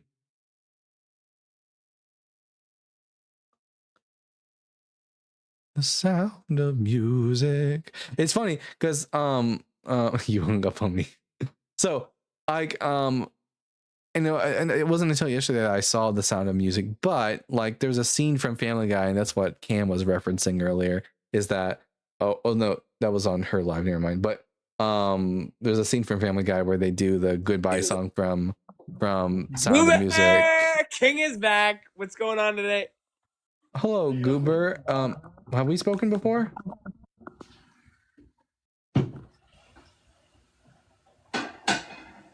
Hello? Can you imagine you see like a post? It's like, quick, Blake, her to the door, bro. Quick, hold on. Anyways, what was I gonna say? Oh yeah, there's a scene from Family Guy where Peter, I think it's like in season 1, Peter has to have his boss from the toy factory come over for dinner, and so he sends the kids up to bed, and they do the good night song from Sound of Music. Are you in the middle of a spiritual battle there, Goober? I'm a goofy goober. Help, I'm a fallen world and I can't get up. Hey Jay, this part is so funny. Oh boy. Let's see. It's too bad. See, like if it wasn't for copyright laws, I would totally play music to help pass the time between these callers, but like that's a very gray area. And copyright is be very bad for the Bible guy. Glitter says rocket hard for Duncan. Hey Glitter, good to see you here, bud. All right, so hopefully we can get some Eucharistic miracles are evidence. I very much doubt that you'll provide me any scientific evidence for a Eucharistic miracle. All right, we got here Serial. I'm gonna ask you 3 preliminary questions and then we will get into the conversation. So question number 1, are you at least 18 years old? Me, yes. And what pronouns do you go by? If you leave the screen, I won't be able to hear you.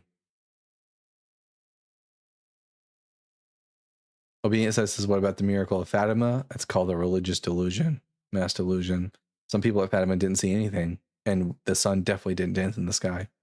Anyways, Serial, if you leave the screen, you have to come back to the app or else I won't be able to hear you. If you stay off for too long, TikTok is going to disconnect you.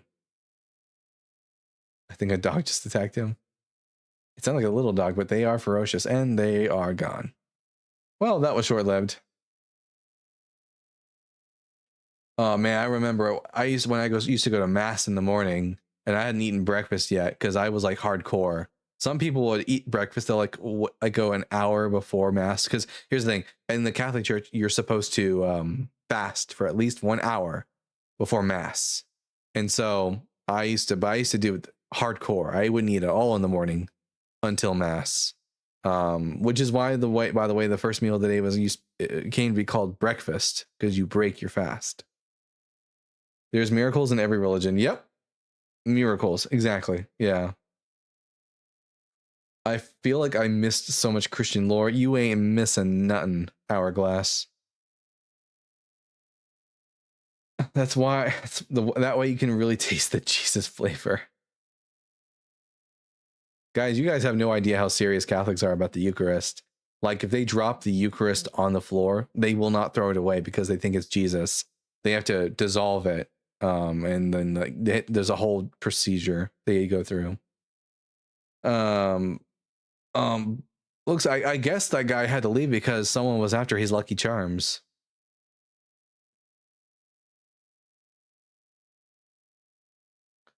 Goodbye.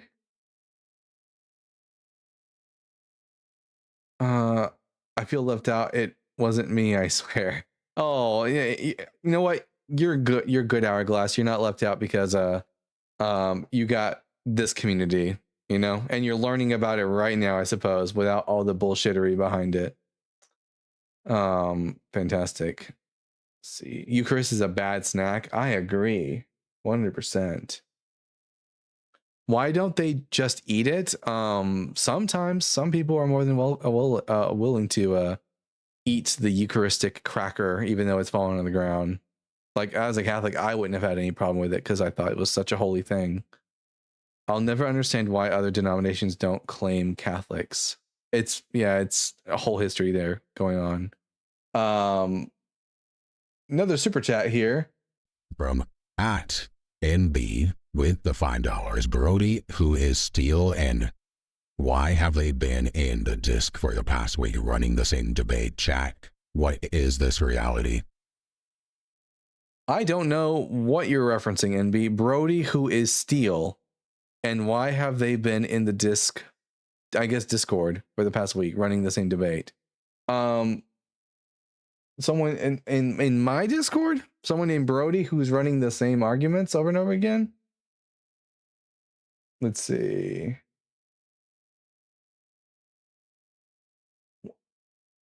One of our guests reminds me of Tim Minchin. Who's Tim Minchin, Fern? Sorry, was restrained. Oh, that's not what I was looking for. Live chat. There we go. Some more Yowie stuff. Yuri and Yowie. Fantastic. Love to see it. Okay. And then Ultra Yeso in the $5 on the Eucharist. Soylent Green is Jesus. Fuck, I'm old. Maybe because I didn't get the reference. He's a musician, pretty funny. His face looks familiar. For sure. Orthodox Christians are also obsessively serious about the Eucharist. That's because like Orthodox Christianity and Catholic Christianity are like basically two sides of the same coin. There's very few theological differences between the two. Hourglass says, I'm in the Discord just for the anime pics. Man, who is Steel? That's a good question. Do you know who Vern is? Vern? I don't know who Vern is. Duncan, your Discord link doesn't work. You might need to like copy and paste the link and then go into your browser and put it in. Some people have it's like certain, like maybe it's iOS that has a problem with it.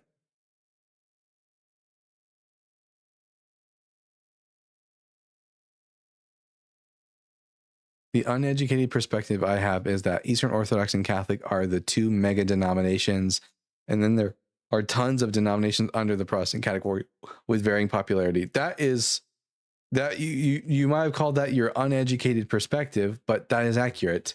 Catholics make up 50% of all Christians. Orthodox make up another 25%, and then the remaining 25% are the various Protestant denominations. Yeah, so basically it's weird whenever if everyone's going to claim to have like the Christian position, even though there really isn't one. Catholics have the best to go for because like they're the majority, so theirs is like the normative. Everyone else is just the weirdos in the community, I suppose. Do a quick glasses off check just in case. Okay, guys, let's do another check real quick. No. I see a big yellow box, which means we get a new super chat, but I can't see jack shit. But I think I got nice eyes, everybody. What do you think? All of these nice eyes, and yet I can't. They're basically useless. You know, what a shame. But you know what? This is my secret weapon, guys. If I can just look in their eyes, you know, seal the deal. All right. Let's see about that. Lost in FRP with the 100 Turk 10. Try? What is try? You never. I see these. Oh, it's Turkish lira. Yeah, I do know that one. Lips are. The lips are better? Yeah, I mean, you know, how can you not want to kiss these suckers? All the Christians do who keep commenting on my lips. I promise to watch 10 Nichins. Thank you, God. You'll love it. I'll check it out tonight. 100%. Thank You God by Tim Mentions. I'm going to have to remind myself of that. Let's see. Thank You God. Tim Mentions. All right. Fantastic. I'll make sure to check that out. And then Al Trulesa with a $10 Soylent Green 1970s film with Charlton Heston. Dystopian future flick. Overpopulation, food shortage. Turns out humans' remains are converted to wafers called Soylent Green. Okay, that's very dystopian for sure, and completely gross. The only Charlton Heston movie I've ever seen is the Ten Commandments and the original Planet of the Apes movies. But I'm sure he was like a superstar back in the day. I still own the Ten Commandments movie. It's people. Good flick. Wait, you didn't know Soylent Green? No. That's a bit of an older film, Lathe. I'm kind of out of the loop. Like guys, when I was growing up, I was a bit out of touch with pop culture altogether. So I'm still catching up on pop culture even now. I think I'm pretty up to date though, I think at this point. I just don't know any older stuff though. That's the titular line. Soylent Green is people. Oh, Cam says W Bible guy. Oh, W Cam 100%. I mean, I wasn't alive then. Oh, okay. Well, then, you know, we got that going on, Lathe. What is with the Christians who don't want to come up today? I mean, there are 87 people in the live right now. Surely one of you have got to be a Christian who'd like to come up and give me good arguments for Christianity. Maybe it's because people just know they don't have good arguments anymore. Have we converted them all? Video Ninja. I haven't checked my Video Ninja. I should check to see if there's anyone on there. Let's see. No one's on Video Ninja right now. But if you're on YouTube and you'd like to come up and talk to me, the Bible guy, you can do that at tinyurl.com/the Bible guy. I think that's what it was. Right? I'm sure YouTube Punk knows what it is.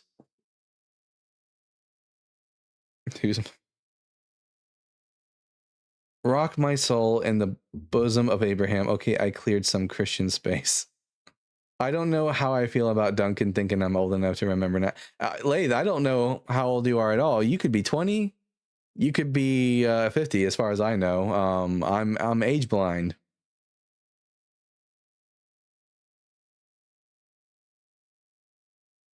Ooh, delicious. Let's see. Here. Can you explain what heaven is biblically? It's confusing. Yeah, Velvet, of course. So, and I guess this will be a little bit of a also a Hebrew lesson on the side. So, first and foremost, the Hebrew word for heaven is shamayim. Shamayim. And shamayim in the Old Testament simply refers to the sky. That's what it is. Today, in modern day religion, Jewish people and Christians and even Muslims have this idea that heaven is like, there's the sky, which is heaven, there's outer space, which is the second heaven, and then there's like the domain of God, which is the third heaven.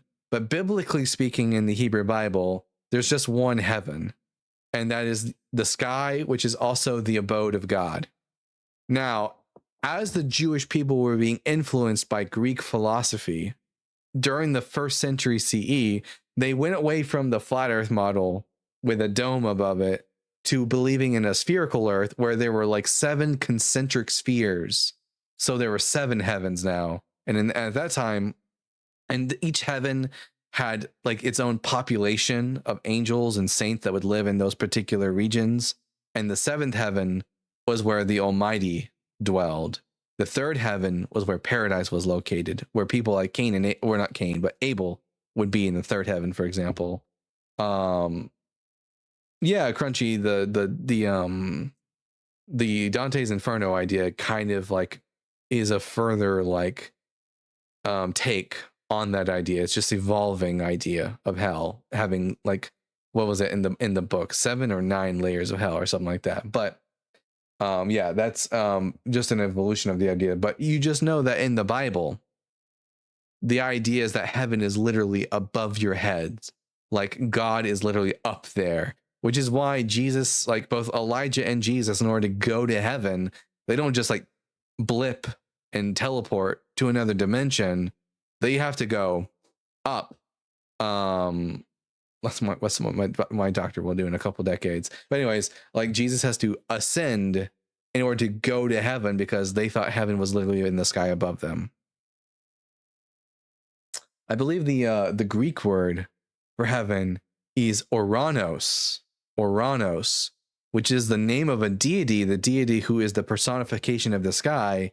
And Oranos, or as we also say, Uranus, which is also the name of a planet. The Roman name is Uranus. The Greek word was Oranos.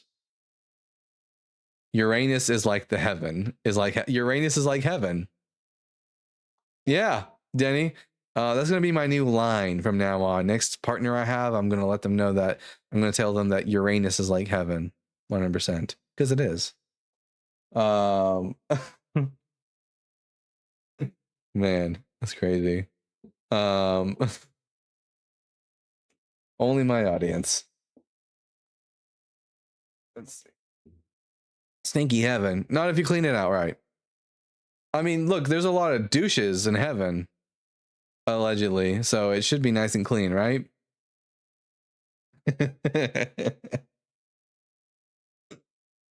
So glad to see this live fall off. Oh, Captain Cook. Oh, someone's upset that we're shitting on God.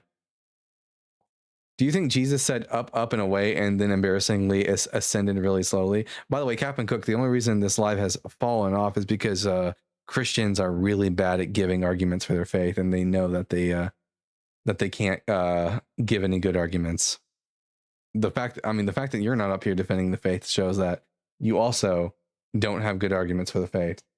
At Fern Lobon with the $2. Just sent a guys here, Radio Ninja.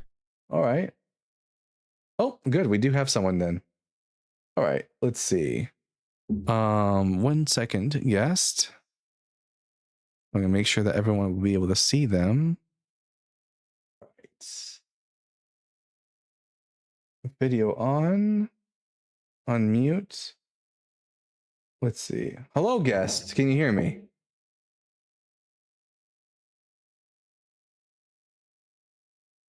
Hello?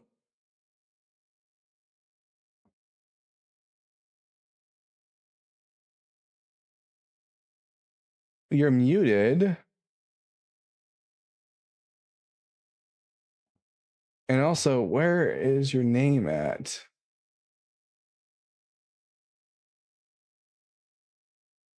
Well, that person's not going to want to come up, I guess. So I guess I'll just move on to the next person. Here we go. Hello, janitor.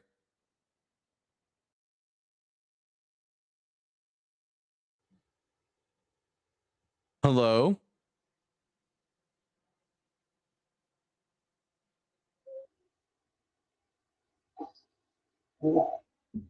Hey, bud.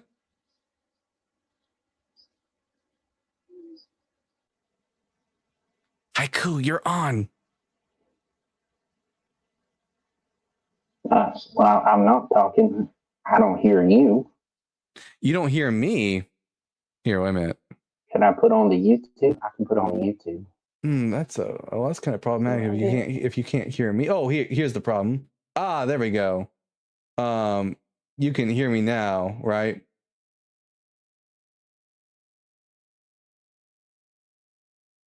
Haiku. Yeah, for some reason my video ninja is being kind of upsetting. Okay, I guess I'll try to bring this person up. Hello, guest. I'm gonna unmute you now. Can you hear me?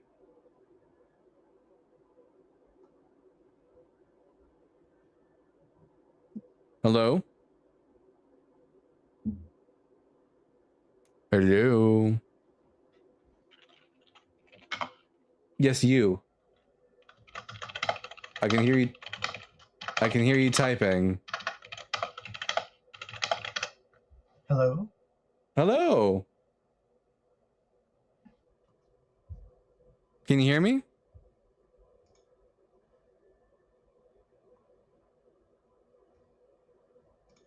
Hello? Guest. I know my mic's on.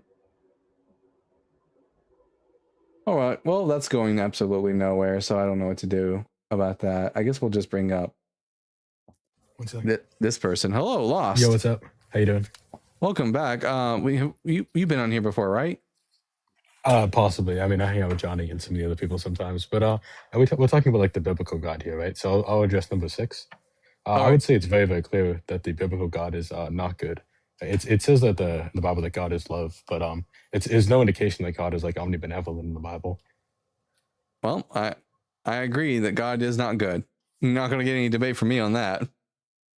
Yeah, but I mean, I could still like posit that like I don't think that like means that a God doesn't exist necessarily. Yeah, it would just be a dick.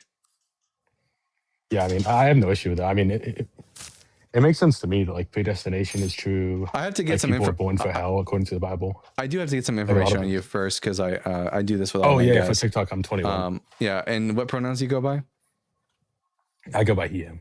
And you are a Christian? I mean, I would like to say that a God exists. But are you Like, like? I think that like that Do you God is believe? like Do you believe? Are you a shares some attributes of the Christian God. so are you not a Christian? You're like a deist? I mean, I wouldn't say I'm a deist. I think I believe in a personal God. Okay. I mean, I I just think that think God's probably like I an asshole. I don't just say deist to mean just like a creator deity. I mean just say any God that's just a general God that isn't belonging to any particular religion. Oh yeah, I mean, I was just like that's like one key distinction with the deistic God model is that like the God is like uninvolved in like the world that he like created. That's not all forms of deism. There is a form of deism which is called providential theism, where you believe in a deity that's general but also like interacts with the world. Okay, I wasn't aware of that, but that's fine. Yeah, so I would just say like I believe in a God that like shows some of the attributes of the Christian God. He's just going to be like personal, but not like good in the way that we're describing here. What attributes does it share with the Christian God? Well, I would say that it's like maximally powerful, and we can say like he knows like we'll say my God knows like all things, like all logically possible actualized worlds. Then I would say that it does not align with the Christian God, because the Christian God is not really all powerful, at least according to the Bible, and not really all knowing. Well, I think it says that like for all things are possible with God. I mean, the context of that verse is about someone who like gave birth to a child after menopause, which isn't even like novologically impossible. Yeah, but like all it takes is iron chariots to really defeat the God of the Bible. Well, just because the Bible contains some sort of like blatant contradiction doesn't mean that like it's gonna be false. Like I could just like come up with like some crazy justification as to why I think the Bible doesn't have a contradiction. it would just be post hoc rationalization though. Like if I want to know what the deity is like, I got to look at what the text says. You can't, like, he lost a battle against Chemosh, so he's not really all powerful. He's just very powerful. Yeah, I mean, I don't know, like the Christian law is like how do we view like every single. But why should I think that your God exists? I guess since you're not really a Christian. I mean, I can like give an argument for a God here. I can. Is it going to be a philosophical? Is it going to be a philosophical? Yeah, it would definitely be like a philosophical argument. All right, just so you know, we do have what's called the Philbro timer in the Philbro rulebook for philosophy. So I'm just going to list off the rules from the Philbro timer, and then here I'll make sure that you get the full 5 minutes. But the rules of the Philbro timer are that you must talk at a measured pace, so no quick talking. If you use technical jargon, that jargon must be explained. You have to explain to me like I'm your grandmother, because I'm not the philosophy guy. Yeah, that's fine. I'm happy to work with you, but it might be hard to do that in 5 minutes. Yeah, and then your goal is in this debate must be to persuade me, not to win the debate. And you have 5 minutes. So remember the first one, though, you have to talk at a measured pace. Oh yeah, I mean, I do struggle with that sometimes. So if you find that I'm like, like speaking too fast, just like tell me to slow down. I have ADHD. I have ADHD, so you have to slow down quite a bit. Yeah. All right. Let me just grab my computer. So I need 1 second. Yeah, I'll start the timer as soon as you're ready. Cool.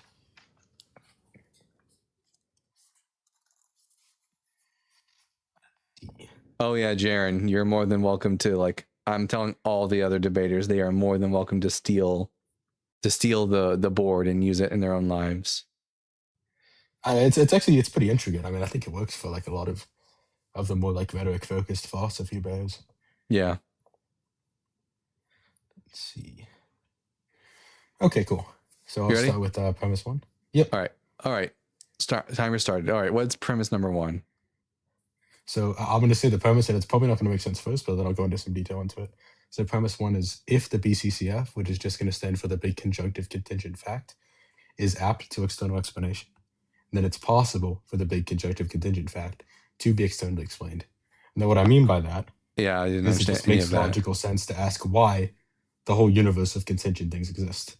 That it's logically possible for there to be an answer. Yeah, I would just say that contingent things have like underlying causes, and it just goes back ad infinitum as far as I can tell. Mm-hmm. Yeah, and I mean, I would just say it's like probably going to be true by definition. Like if a question like isn't like total nonsense, like asking like, well, what does the color blue taste like, or something like of that nature, then the answer is at least like logically possible rather, even if we don't know what that answer is. So I don't think the first premise is overly controversial. What is it that's logically possible? Yeah, it's logically possible for there to be an answer to the question, what does the color blue taste like?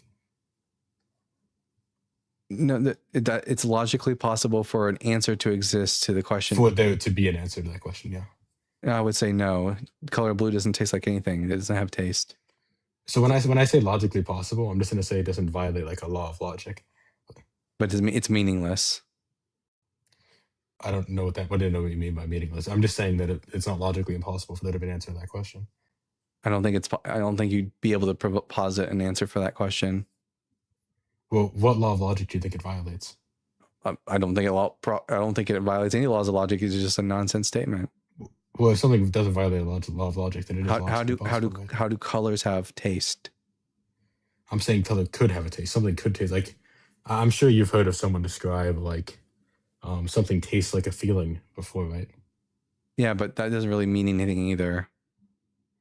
Well, I don't know what that means. Obviously, it does mean something to you. All that means is that like when people taste things and like in their brain it reminds them of a certain thing, but it's not like I the think taste. you might be overanalyzing this a little bit too much. No, I mean like the phrase "the color blue would taste like" is just a meaningless. It doesn't have any meaning to it.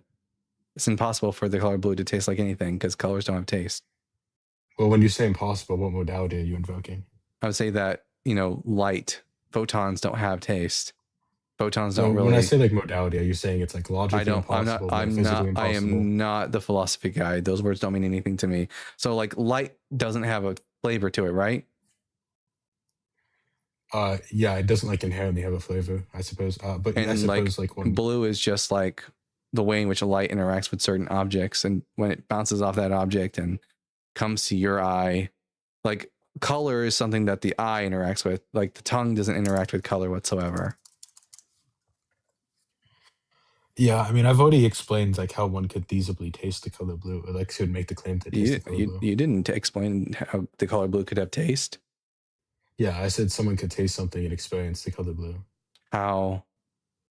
Yeah, sure. Like something like might remind you of that, and then sensation is similar to the experience that you had.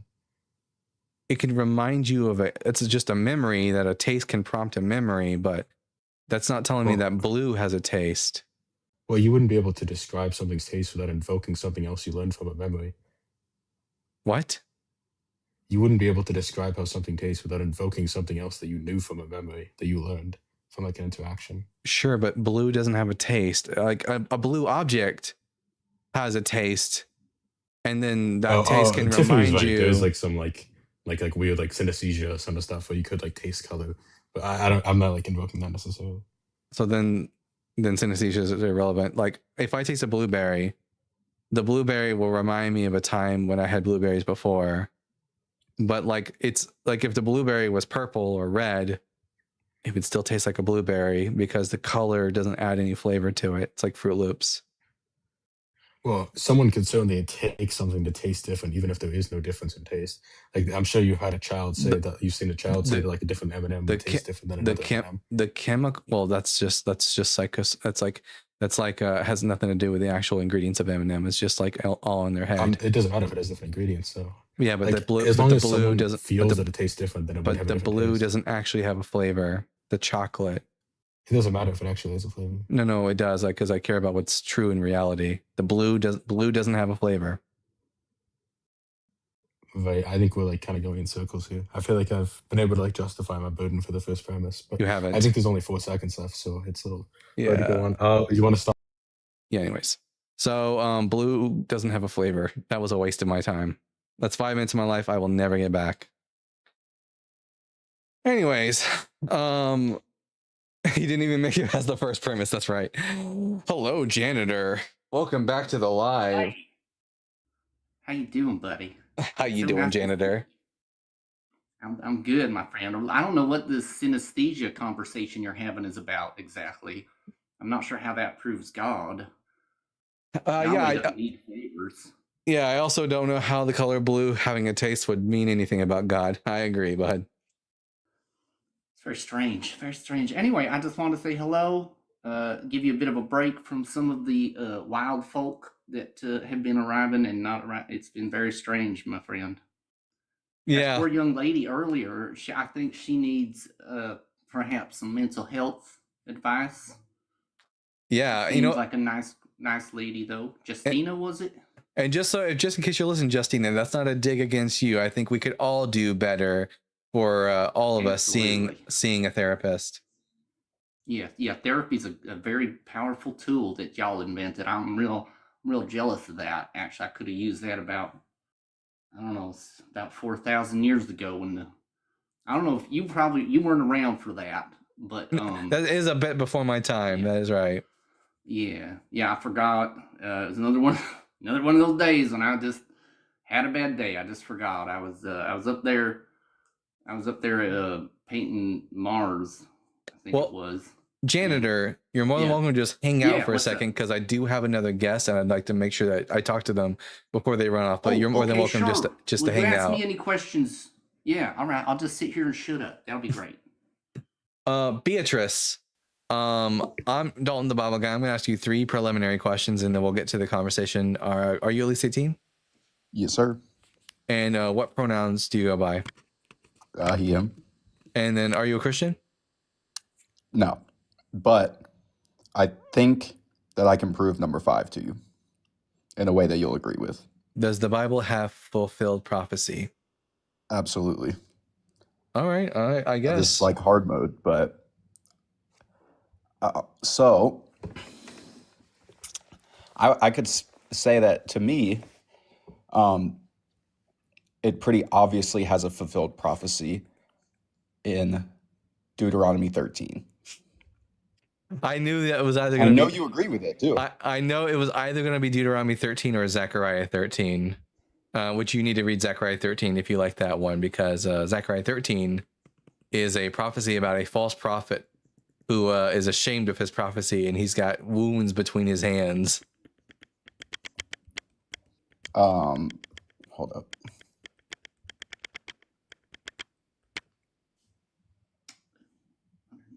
Prophet's clothes. Yeah, here. I'll pull it up. Say I'm a farmer. Yeah. Yeah, here. Let me take a. I'll show everyone what I'm talking about. So for everyone who doesn't know, Deuteronomy 13 at least is the that false prophets will arise, and if Jesus was a false prophet, which he definitely was, because he failed in his prophecy that he would return before they all died. It even says though that even if their miracles that they profess to be able to do actually come true, you know. Yeah. That's what. So even if someone can do miraculous things, yeah. So that's a pretty airtight prophecy. That this is Zechariah. Is it 13 that I'm thinking of, or am I thinking of another passage? Let me think. Let me take a look. 13, 4, and 5. All right. Is that what I'm thinking of? I'm no prophet. I'm a farmer. Oh yeah. Okay.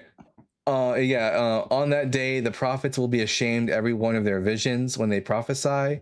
They will not put on a hairy mantle in order to deceive, which kind of sounds like John the Baptist. But each of them will say, I am no prophet. I am a tiller of the soil, for the land has been my possession since my youth. And if anyone asks them, what are these wounds on your chest? And really, the Hebrew literally says, if you look at the note, it says, his wounds between your hands. They will answer of me, the wounds I received in the house of my friends. And this is funny. It's about a false prophet who has wounds in between his hands.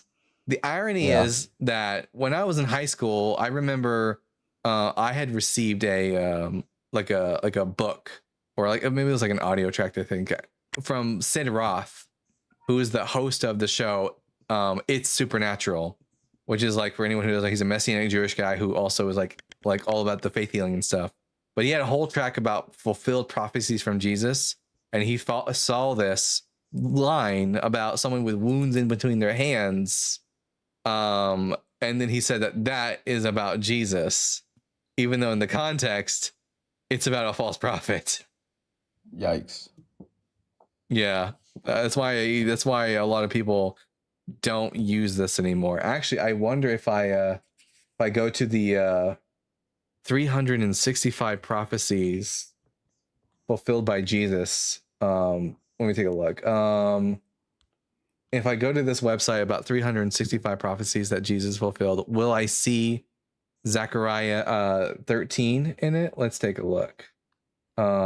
Isaiah, Ezekiel, Zechariah 13. Let's see. What's the donkey prophet? Oh, 999. Yeah, that one's in there. Which verse was the one with the they will see the wounds? That's verse 6, 13:6. Okay, let's see if they got 13:6 in here. Zechariah 13. Oh yeah. Oh, yep, they actually took it off the list. Yeah, they used to use this, but now they've gotten smart and they've taken it off of the list. Good for them for smarting up a little bit. But why is it? Okay, then that's the ones that had like 7 through 9 are the actual. Yeah. They. Oh wait, Zechariah 13:7. God's will. He died for mankind. So what they think verse 7 is about him? What's verse 7 say? Oh, awake, O sword, against my shepherd, against the man who is my associate. Yeah, which is also still not messianic. But yeah, they at least got away from saying verse 6 was about Jesus. Right. Yeah, good for Well, them. do I get any credit for I'll give you making admit this. the one? Although these are not messianic prophecies, they are prophecies fulfilled, I suppose, in that I mean, technically this one's de facto because all prophecies are prophets or false prophets. So you know what, guys? I'll just have to put a little asterisk, except for prophecies about false prophets, because all prophets are false prophets. Let's go. First place. Cougar Beatrice is the first winner on that one. So wow, that's kind of surprising. There you that go. would be kind of an easy win, even for like gold medal apologists to make, Yeah, although they don't want to make easy that. Yeah. But hey, Beatrice, thank you for coming up, bud. Yeah, anytime. What are your thoughts on Bart Ehrman? Bart Ehrman, I like a lot of his stuff. I just got his book, one of his books. Which one? But misquoting Jesus. Oh, yeah, that'll be a good one. That one's got all kinds of like contradictions and stuff in it, that even like contradictions that when I read it, I was like, oh, I never even put that two together. Like that's a good one. Misquoting Jesus, Heaven and Hell, A History of the Afterlife is another good one from him. And in fact, just so you guys know, on Myth Vision tomorrow, Dr. Bart Ehrman will be doing an interview. Oh, I don't know. Oh, what? Oh, actually, I don't know if it'll be airing tomorrow. I think it's just being recorded tomorrow. So never mind that, guys. Y'all can just check it out and see if he'll be on. Oh, that's so fire, though. Dude, Derek is my guy. I'll be on his show tomorrow. Will you actually? Yep, I'll be tomorrow. Recorded tomorrow, or actually be on it? Actually live, and live. We'll be debating Christians on Messianic prophecies tomorrow. Is it like call-in style, or yeah, like okay? Yeah, absolutely. Dude, that's tough opposition right there. But yeah, good luck to them for sure. Yeah, Derek's the man. I also really like his like long form content in general. But dude, that's so fire that he's going to be talking to Bart Ehrman, who seems like if you've probably watched some of his letters. I mean, letters. I'm thinking lectures of Bible, but his lectures, yeah, dude, he's like pretty energetic and like seems really engaging. I've listened to one of his lectures on once on the Great Courses Plus, and then once on Audible. But yeah, he's very energetic. Yeah, dude, you guys, I feel like, have you ever done lives with the Christ Before Jesus guys? No, but I'm friends with him. I know Jaron. Okay, yeah. We're actually technically neighbors. We live in a very close proximity to one another. Oh, Texas? Yeah, near the Dallas area. Gotcha. Yeah. I mean, I feel like it might not be as like you might not have the same intentions, whereas like Jaron is always looking to just like fully cut them off at the pass of like Jesus didn't even exist, so there's no point in even talking about like any of the actual like scripture or like textual criticisms or anything. But whereas you will actually entertain it and try to do like the internal critiques and stuff. But like I give them as much room as I possibly can. Like I'll just let them. Jesus existed. He was crucified under Pontius Pilate, and he was from Nazareth. Was he the Messiah? Even when I give them all that, they can't prove that he was the Messiah, or that he made miracles, or that the Gospels are even true. Yeah, so that's pretty tough. But so does that mean that like internally though you have some doubt about some of those? I'm 51% that you're bringing? I'm 51% on the side of historicity, 49% on the side of mythicism. Okay. What do you feel like? Is there anything that would push you more in that direction, or?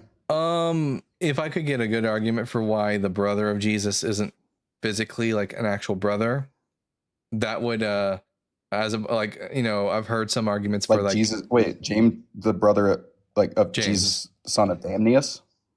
Well, yeah, I'm not quite convinced that it's meant to be Jesus, son of Damnius. I've heard some arguments for it, but like I'm not quite yet convinced of that argument. Well, sorry, you cut out there for the last part of that. So yeah, not quite you're convinced. not convinced by the son of Damnius line yet. Gotcha. And I'm then not super familiar with that, but and then who are the archons who are responsible for Jesus' crucifixion? I'm not quite yet convinced that's just spiritual powers who are responsible for that. And then what's the other thing that I'm not quite convinced of yet? That's the only things I can think of off the top of my head for why I still hold to a historical Jesus. I think the fact that, you know, they have to go out of their way to try to get him to be born in Bethlehem when he was known as being from Nazareth makes me think that there was a guy from Nazareth and they had to come up with myths about him to get him to be born in Bethlehem. So that's what I've got going for me right now as far as what's keeping me in the historical Jesus camp. Well, yeah, I mean, from what I've heard, like, we don't even know that Nazareth would have been like a settled place at the time of I think the Jesus' birth. It was just very small. Like even like Dan McClellan, who was like, you know, top tier scholar, has talked about Nazareth existing, but it was like a really, really small village. And we actually have like excavated a synagogue from 1st century Nazareth. From 1st century, but like, okay, I mean, yeah. Yeah. But I'm gonna move on so I can read some super chats and hopefully we'll get some Christians up here. But hey, Beatrice, thank you for coming up. Absolutely. Don't forget that asterisk on number 5. Yeah, for sure. Thanks to me. But all right, peace. Bye. All right, we're gonna read some super chats. How are you feeling right now, janitor? Well, you know, I think I'm doing okay. I'm just having a nice day off now. I thought I'd swing by and say hello. I'm sick and tired of painting. So, there's always more planets to be painted. Of Peyton? Painting, yeah. I'm tired of painting. I'm just sick painting. Of it. The wrong shade or something. It's just a pain in the ass, I tell you. Yahweh's very picky. Changes mine a lot. I tried doing a Bob Ross painting once on but the thing is I tried doing it on my my iPad using Procreate, which is like an art, like it's kind of like Photoshop. Trying to paint digitally a Bob Ross painting not very good. It was a very bad painting. Little fluffy clouds or happy little trees. No, I wonder if I actually have that painting somewhere on here for me to show you guys. Let me take a look. Would it be under? Here's an idea. I gotta follow that person. Believe women. Here we go. Following them. Okay. Here it is. This was my attempt at doing a. Oh, why am I doing that? I'll just like mirror it so you guys can actually properly. There you go. See it on the screen. I think Believe Women has the right idea. I think you should do a paint along, just like Bob. A paint along?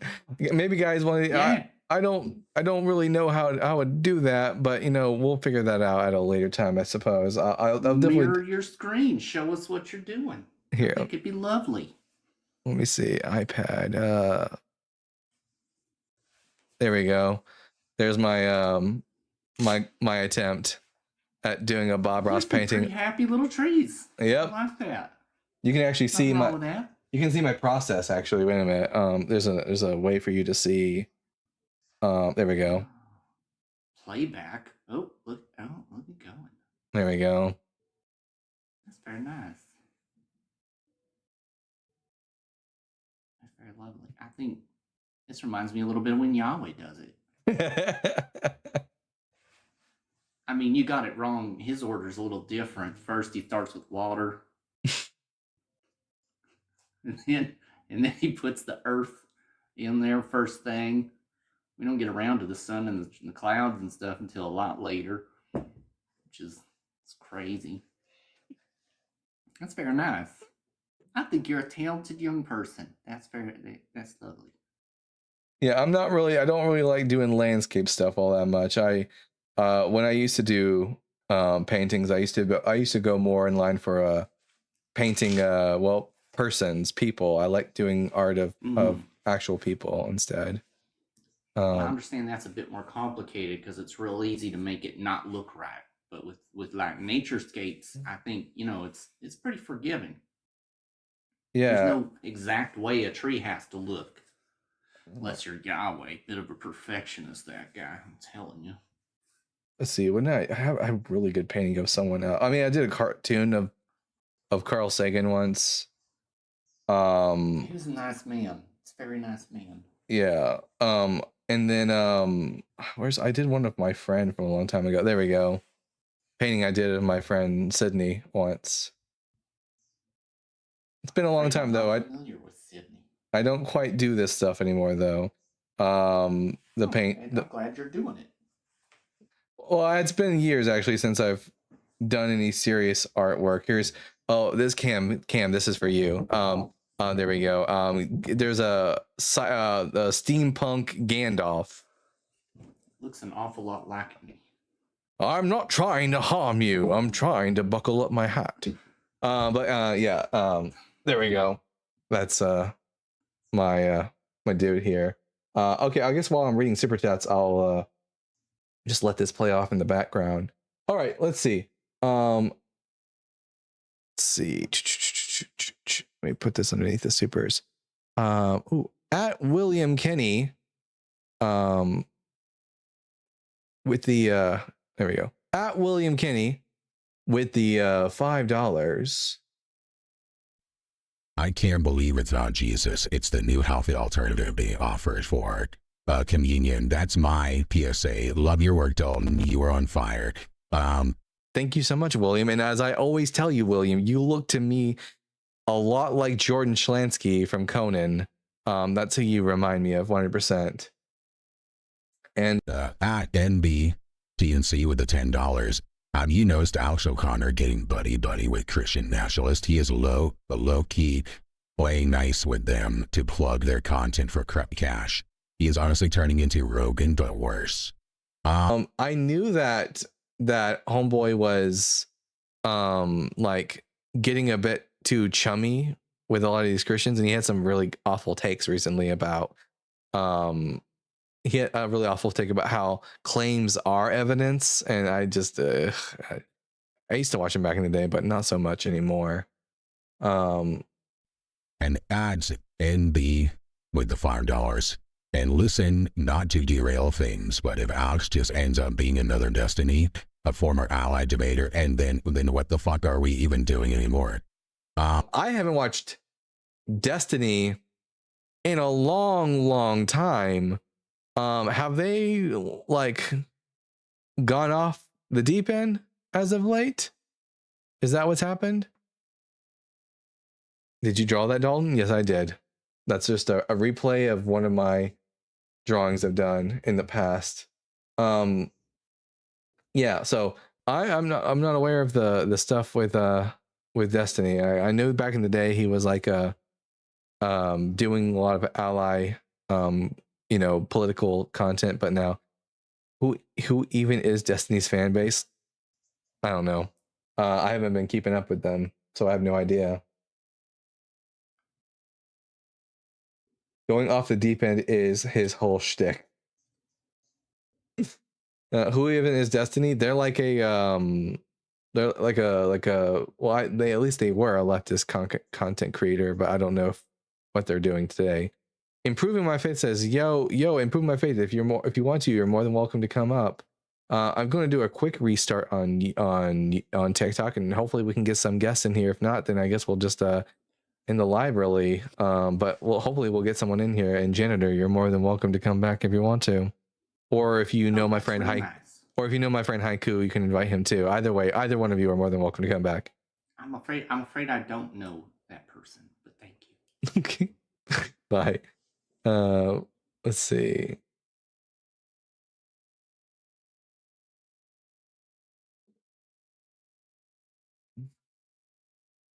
Oh, Cam liked my Gandalf picture. I think I'll just send it to her. Let's see. Share JPEG. Yo, Cam. Chamomile. There, I'm sending you a really cool drawing that I did a while back. Nini Baba says, woohoo! Woohoo indeed. We are back. We are so fucking back. And at ND with the $2 Destiny's image is shredded. He is just horrible. Yeah, well, good thing I do not watch them anymore, and so I could not give less of a shit about Destiny. Oh man. What are these stickers? I don't even know what this is. Number one title gifter. Well, hell yeah, Cam. Debate Bloodsport liberal. Destiny was a good Zerg player. I don't know what Zerg is. I only know who Evil Emperor Zerg is. Dalton, can you help me with a Bible passage? Dalton, can you? Oh, you probably didn't mean to send that in twice. Yeah, no more bullshit. You're more than welcome to come up and we can talk about it if you have problems needing to understand a certain passage from the Bible.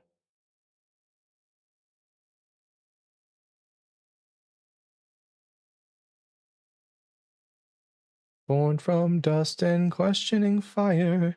Can you explain Daniel 8? Oh, Daniel 8. I bought gifts and sent them all. Hell yeah, Velvet. Daniel chapter 8. Let's take a look. Is that the passage about the ram? Wait a minute. The ram and the goat? Yeah. Let's see. So, the ram and the goat are representing in this passage, yeah, Alexander the Great and the Medes. In the 3rd year reign of King Belshazzar, a vision appeared to me, Daniel, which is funny because there was no King Belshazzar. That's another thing altogether. In the vision, I saw myself in Susa, the capital in the province of Elam, and I was by Ulai Gate. I looked up and saw a ram standing beside the gate. It had 2 horns. Both horns were long, but this is the Medes and the Persians. Let's see. And I was watching a male goat appeared from the west. That would be Alexander the Great. The goat had a great horn between its eyes. That would be Alexander himself. I saw approach the ram. It was enraged against it and struck the ram. This is Alexander's conquest against the Persians. The male goat grew exceedingly great, but it had a height of its horn. The great horn was broken, and its place came up 4 prominent horns, because after Alexander the Great died, his kingdom was divided amongst his 4 generals. Out of one of them came another horn, a little one, which was exceedingly great towards the south. And the little horn here, so one of the 4 kingdoms, one of the 4 kingdoms emperor that succeeded Alexander was Seleucus in his Seleucid Empire, and from the Seleucid Empire came Antiochus Epiphanes IV, who was the main antagonist against the Jewish people, that resulted in the Maccabean revolt, and that's who the little horn here is talking about. It grew as high as most of the heaven. It threw down some of the host of the sum of the stars and trampled on them, even against the prince of the host, acted arrogantly. It took the regular burnt offering away from him and overthrew it. This is referring to like what Antiochus did in the temple, desecrating it. So yeah, this is all about all this is describing is the Medes being conquered by the Greeks, and then Alexander's death, followed by the succession of Alexander by his 4 generals, and then it focuses in on one of those generals being Seleucus and his successor Antiochus Epiphanes IV. I don't know if people say Epiphanes, but I like Epiphanes. It's like Greek. Antiochus Epiphanes. Yes, I did.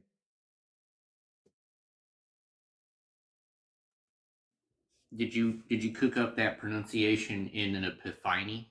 and when I had an epiphany, oh man, that's funny. Yeah, it's there. I like the way that the Greek names sound in Greek over the English. In fact, for the longest time, before I even knew who Socrates was, I was playing Assassin's Creed, Odyssey, and I, you know, it integrated with a man in that interacted with a man in that name, in interacted with a man by the name in that game, Socrates. So I knew who Socrates was, and then put it together later that when people were talking about Socrates, that they were referring to Socrates. Good old Socrates. Socrates. And then there's Phidias, Phidias, I think Phidias. I just like the name I just love the way the names sound in their actual Greek. Sounds a lot nicer, sexier. Honestly, Greek accents are sexy. I was so into Greek mythology during that time. Yeah, what? How would they be pronounced by I? By you? I. No, by I voice. If you put it into I. Oh, into AI? How would they pronounce the word Socrates? Actually, let's see. Let's see what it would do. I think No More BS is asking about the rebuttal for Daniel 8. What do you mean rebuttal? Like what do you mean exactly by rebuttal, BS? They said they said earlier the person was claiming it was a prophecy about Alexander, his coming and downfall. Oh, okay. So yeah, here's the thing. Here's the fun thing about the rebuttal. No more bullshit. That person is correct, but they're not fully correct, because prophecies, in order to actually be true prophecies, they have to be given before the event that they describe take place. And while a lot of fundamentalist Christians believe wrongly that the book of Daniel was written by Daniel during the 6th century BCE, in reality, most scholars would say that the book of Daniel was written in the 2nd century BCE. And the reason why we think that is because, one, we see the presence of Greek loan words in the text, which you wouldn't expect during the Babylonian versus Persian period. Wouldn't expect to find Greek loan words present in the text. The author gets politics wrong in the book of Daniel. He doesn't know who's king and when, and gets a lot of stuff wrong. And then what was the other thing?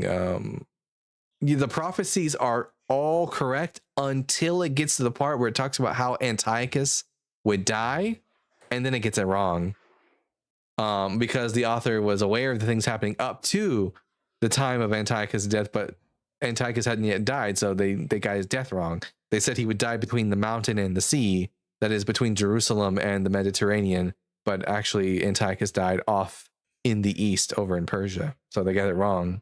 And if you wanted to explain this to them, before you give them those examples, give them this analogy. This is the analogy I created. Imagine we discovered a book that was said to be written by the American pastor Dwight L. Moody, who lived in the late 1800s. And this book got all these prophecies correct about like the things that would happen in the late 90s, early 2000s. But it didn't get any of the politics right in the time of Dwight L. Moody. In fact, they not only get the politics wrong, but they even name a president who was never even real. That would be problematic. Then this person also uses slang words from the 2000s in the time of Dwight L. Moody. That doesn't make any sense either. And then on top of that, they get all the prophecies right until they get to like the second election of George W. Bush, and then it gets all wrong. You would come to the conclusion that this book wasn't written by Dwight L. Moody. It was written by someone living in the early 2000s. And for the same reason, we think that the book of Daniel was written in the 2nd century BCE. Things didn't shut down on Y2K, spoiler alert. Yeah, exactly. But what was that? God, Martin says God is true. No, he's not. That doesn't even make sense. Propositions can be true. Nouns and persons don't be true. They can be truthful. I think what you mean to say is that God is real, and no, he's not. Trust in him and understand. We can't trust in people that don't exist. So, sucks to suck. what was that? What was the name that you wanted me to put in? See how Dalton Cam says Dalton is true. Cam is true. Chamomile. What was the name you wanted me to put into AI? Oh, Socrates. Okay. Let's see. Socrates. Yeah. How would you Good old pronounce Socrates in Greek? Just give me the name in Greek and nothing else. No English.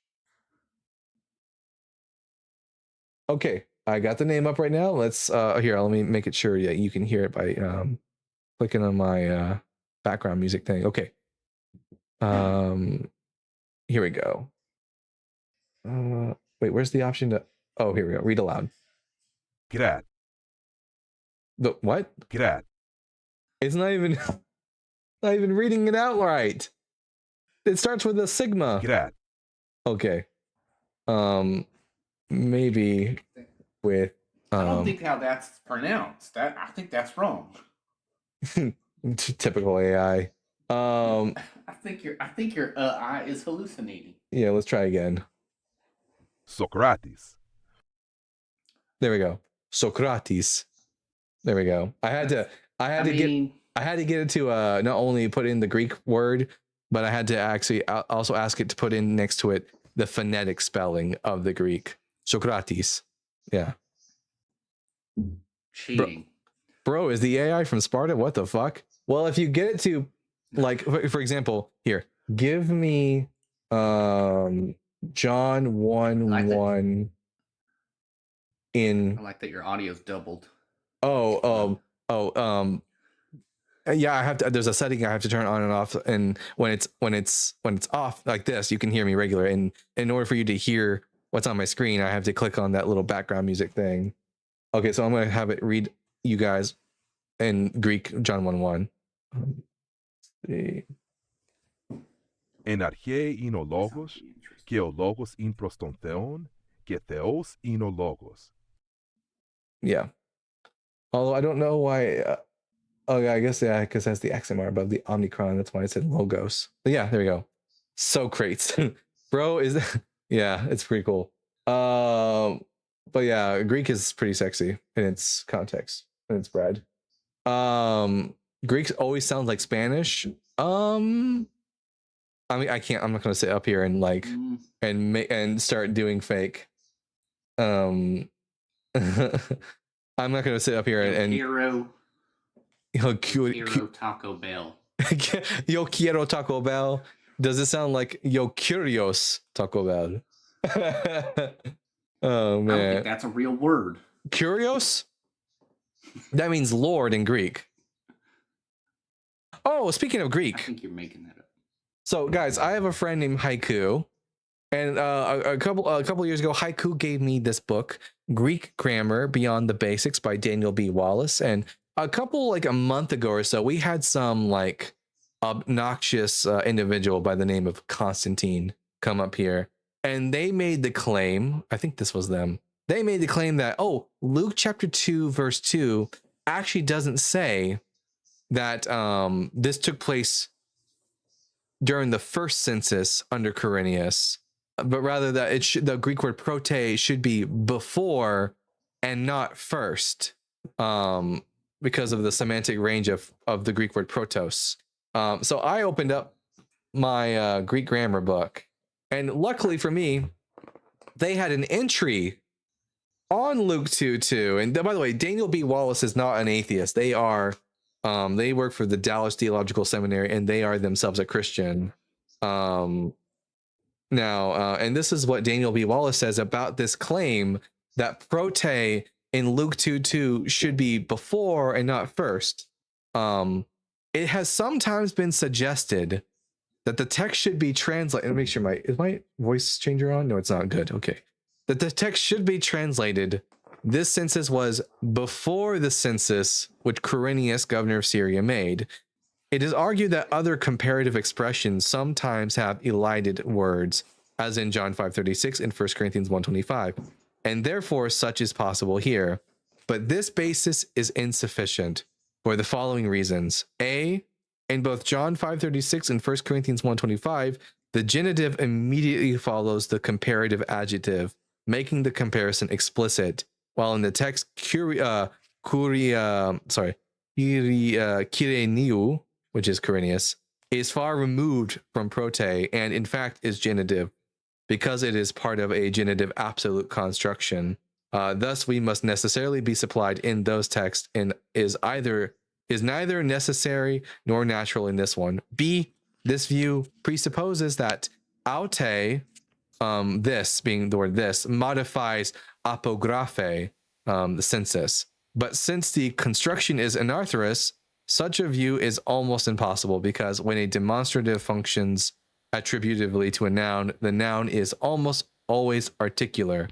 As far a far more natural translation would be, this is the first census, rather than this is the census. So even Christian scholars are disagreeing with this apologetic tactic that it's meant to be the census before Quirinius. It's not. It's the first census of Quirinius. But Gandalf's staff has a pipe. Oh, you nerd. Sorry, so I'm responding to someone's messages.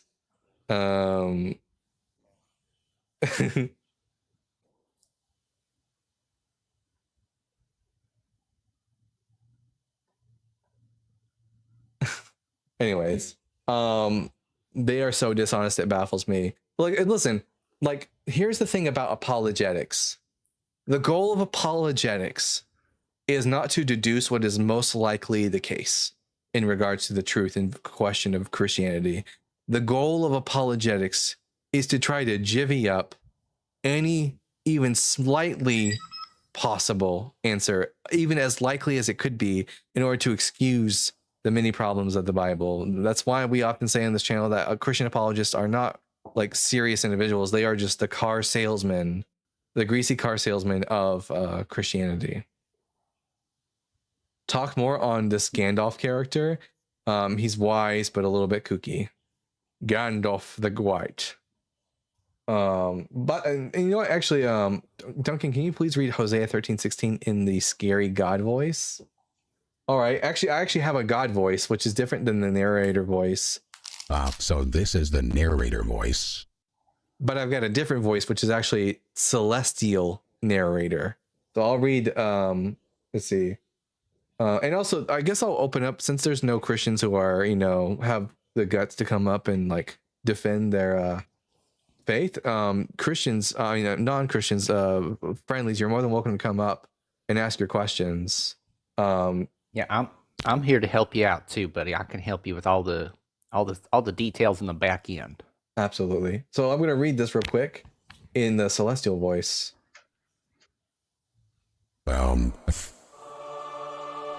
There we go. Samaria shall bear her guilt, because she has rebelled against her God. They shall fall by the sword. Their little ones shall be dashed in pieces, and their pregnant women ripped open. Thus saith the Lord. So, there you go. That's that loving Yahweh bashing the babies. Bashing them babies. Hello there, believe women. Have we gotten to speak before, like this? No, I have not been on the panel before. But when you said friendlies could come up, I promised a friend who doesn't use TikTok that I would pass on this hypothetical question to the community. All right, let's hear it. When Jesus died, did he poop himself? And if so, when he came back, did he have poopy pants? Okay. I don't know. I mean, I know. I don't know what that one. He was there. He was there to witness it. But I'll start with my answer, and then the janitor can tell us some insights. So I don't know whether or not individuals who experience crucifixion ever would shit themselves. Now, if historically speaking, Jesus was up on the, let's assume for the sake of argument that Jesus was buried in a tomb. Okay. But crucifixion victims would bleed extensively, and they were generally naked when they were crucified. So I don't know whether, and I know that some people do release their bowels when they die. So, but generally, when people release their bowels when they die, does it because it's very sudden? That's the reason why it happens. If so, then crucifixion wouldn't be very sudden, and it will allow for time to acclimate, and like you wouldn't Well, be. I thought it was not necessarily because it was so sudden. I thought because after a body passes, the muscles naturally relax and can no longer hold in whatever might be. Then yeah, So, then possibly, and you know what, and then so it's always possible that Jesus could have holy shit himself. oh Now, my God, I didn't. Oh my That's God, I that have to is tell him this. that is So- where the term comes from. Yes. and then Dalton, that's amazing. I have to write that down. and then I don't know how so after they take bodies, let's like they didn't take bodies off crosses and give them proper burials, but let's say shroud of urine is crazy, lathe of heaven. But let's say hypothetically that Jesus was given a proper burial. I don't know how thorough Jewish women were in cleaning bodies for burial. So like, did they get all up in his ass and clean it out? I don't know if that would be possible, but but there's your answer. Cal, you will be next, Cal. I really appreciate that. And the holy shit line, I'm going to pass that on to him too, because I think even when he posited that question, he wasn't even thinking about holy shit. So, chef's kiss. Thank you so much. Oh, no problem. But thank you for the question. Have a great day. All right, Cal, I'm going to ask you 3 preliminary questions, and then we'll get into talking about Isaiah 53. Are you at least 18? Yes. And what pronouns do you go by? He, him. And you're a Christian, right? I'm a follower of Christ. So a Christian, okay. So That's what that means. Yeah. So why do you think that Isaiah 53 is about Jesus? Because I've got like a billion reasons why it's not. Yeah, so I believe that Isaiah 53 would be fulfilled in Christ because I see no sufficient reason to believe it's Israel, and I see that the historical attestation of the Jews prior to Christ believed it's about the Messiah, and that later on, post Christ, that Jews, rabbinic Jews especially, were trying to change this notion. I think that there's no way Isaiah 53 can be Israel or the righteous remnant, or I can prove it's Messiah from the Bible too. So would we? Have you only read Isaiah 53, or did you read any of the chapters? No, I've read all the chapters where the servant's identified as Israel. I've read all the chapters preceding it. So why should I think it's suddenly not Israel when we get to Isaiah 52 verse 13? So there are 4 servant songs. There's Isaiah 42 1-7, Isaiah 49 1-6, Isaiah 50 verses 4-7, Isaiah 52 13 to 53 12. So if you read Isaiah chapter 49 verses 3-6, you have the servant identified as Israel, but then this Israel is gathering Israel and Jacob back to himself, which is the role of the Messiah in Jeremiah 31 verse 10. Well, actually, wait, slow down, bud. That's because also what pronouns are being used in that chapter, Isaiah 49? Yeah, he, like, singular. No, the servant speaks. Yeah, what do you mean? First yeah, person. The servant speaks. I understand. First person. Yeah. So when the prophet is writing in the first person, then that would lead me to believe that the servant in Isaiah 49 is the prophet who's writing the section of the book of Isaiah, which he would be a member of the righteous remnant of Israel. And of course, it's the job of the prophet to bring back the lost of Jacob and to be a light to the nations. So that doesn't do away with Isaiah 53 being about the righteous remnant of Israel. No, okay, so it does, and that's one issue. But so Isaiah 49, back to it. The roles given to, for example, I'm aware that Jeremiah, for example, Jeremiah, he was what's it called? Sent to the nations and all this, but that's not the same thing as gathering Israel and Jacob back, because that's the job of the prophet. When the people of Israel when the people of Israel stray away, what does a prophet do?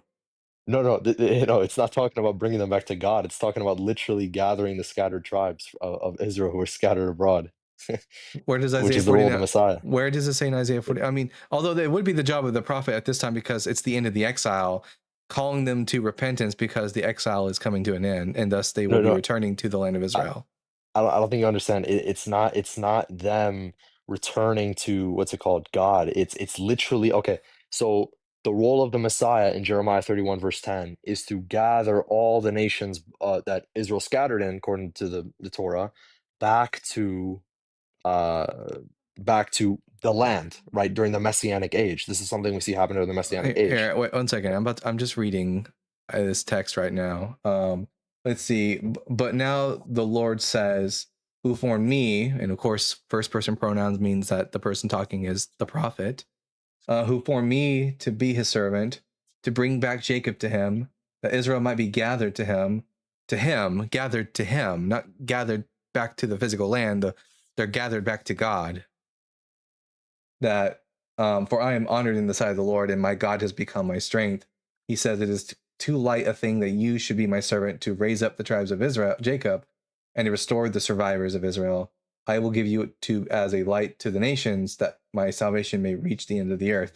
All this sounds like is that the prophet who's writing this section of Isaiah is saying that God has called him to be a light to the nations and to gather the people of Israel back to him. Yeah, but where is he though in this God? time period? Yeah, where is God here? God is everywhere. Not everyone in the Bible. God is on his throne. He's with them in the exile. God says that he travels with them into the exile. Okay, so you believe it's the righteous remnant, right? Yes. Okay, but in Daniel 9:11, Daniel says, why are we talking about Daniel? Yeah, because Daniel's part of the righteous remnant, right? Daniel didn't exist. Okay, but you're making an internal critique. Yeah, but the author of Daniel lives in a different time period than this author, and we're not guaranteed that they have the same exact theological outlook on the because the people of Israel have been out of the exile for quite some time by the time the book of Daniel is written in the 2nd century BCE, and they've already fallen away and been conquered by people. So they don't have the same outlook, the same hopeful outlook on the people of Israel that the author of 2nd Isaiah has. Okay, yeah, Deutero Isaiah, that's fine. So in Deutero Isaiah, would you agree that the servant is exalted to the position of God? To the position of God? No. Okay, so can you read 52:13? Yeah, my servant shall be highly exalted. Yeah. Yeah. Highly exalted doesn't mean position. No, but here. But what's the Hebrew? You know the Hebrew, right? Yawum. Yeah, Yawom Tenesoi, something like that. Yeah, Right? that's You'll be high and lifted up. It's only Isaiah 6:1, Isaiah 33:6-10, and Isaiah 57:5. It's only ever used of Yahweh. And then in the what's it called? No. The word Yahwum just means to be lifted up. Just because it's used for Yahweh in other places, that doesn't mean anything. I don't think you understand. I do. I know. I understand what you're saying. You're making the claim that because this word is used exclusively for Yahweh in all other instances, that must mean that the servant is Yahweh, but that doesn't follow. The word Yahwum just means to be exalted. That's all it means. Any other meaning that you apply to it is going to be contextual. No, but then the Isaiah says that the Lord alone will be exalted in that day. Yeah, in that day the Lord alone will be exalted in the last days. Yes, but that's not. So the Lord. But this is talking about the people of Israel as they existed at the end of the exile. But the Lord alone will be lifted up. That's later on. That's later on. Can I ask something real quick? Is that all right? Go ahead. I'm very curious, Cal. What is refuting Christianity, and why do you write these articles? Why do I write them? Well, because I do like debunk Isaiah 53. I just like to practice on people to see how they argue against it. So you're actually, I don't understand. Are you also Islamic? Is that what's going on? Yeah, I'm a Muslim. I said I'm a follower of Christ. I follow the true teachings of Christ. That's not the see. When people say they're a follower of Christ, what they are alluding to is that they are a part of the Christian religion. So I feel like what you've done is kind of deceptive. No, that's not what I was gonna. That's not what I meant by follower I think you're of Christ. using. I think you're being picky with your words, so you can try to deceive people. I think you know what happens to liars. What? What happens? You are being deceptive. That was 100% you being deceptive. Oh, don't cry, bro. Listen. Nobody's deception crying. is You're deception just a liar. yeah, you're a fucking liar. Why is deception Are not you like such a forbidden? pussy you can't stand up for what you believe? You coward. I You can. coward. Is Do you want me deception to You stand are up a for what I believe? coward. is being a lie? Also, yeah, can we get some justice for Aisha stickers in the comment section? Oh, Yeah, see here. yeah. So, like, Cowardly. does your Pedophile I can defend. does your religion allow you to fucking lie for God? Is that what's happening? No. So what I'm what not. you I did was didn't lie. is it I a didn't sin? lie. No, you were being deceptive. Are you allowed to be deceptive in your Well, religion? brother, if Yes or no? Are you allowed to be if deceptive you in your couldn't figure religion? out that I was steel manning the argument, then that's on you. That's not my. No. Stop trying to gaslight me. You took a position you don't actually hold just so you could play around with words. You are a liar. Pedophile defender. Don't nobody like you, you liar. Man. Get the fuck out of here. So he didn't even believe in his own lie. He didn't even believe in his own shit that he was saying to me. He knows for a fact that Yahweh, as a Muslim, he doesn't believe that Christ is God. So making the claim that Isaiah 53 is about Christ because Yahweh as a Hebrew word can only be used for God, he knows that's not true. What a fucking loser. Sorry. I'm still getting used to this here interface. I apologize for running off on you like that. You're good. He said follower of Christ. Yeah, and yeah, Muslims aren't followers of Christ. They're followers of Muhammad because they don't have the teachings of Jesus. That's also deceptive. They think Jesus is the penultimate prophet, isn't that right? Yeah, the one right before the last one. Yeah, second to last. So he's a good guy. We like the Jesus, but you don't think he's the special one. I mean, not that the Christians are right. I'm sorry, but y'all are wrong. Yahweh didn't authorize that shit. Like, here's the thing. I don't believe in Judaism, but Christianity has more delusions than Judaism because they add to it. And then Islam has more delusions than Christianity because they add to the bullshit there. So, like, god damn, we follow Christ more than you do. Well, that's fine because I'm a fucking atheist, Yes. Uncle Scams. I think he does. I think they do follow Christ more than Dalton does. I'm not sure if y'all are aware of where you are. Man, this is wild. Yeah, get some. You got some wacky folk.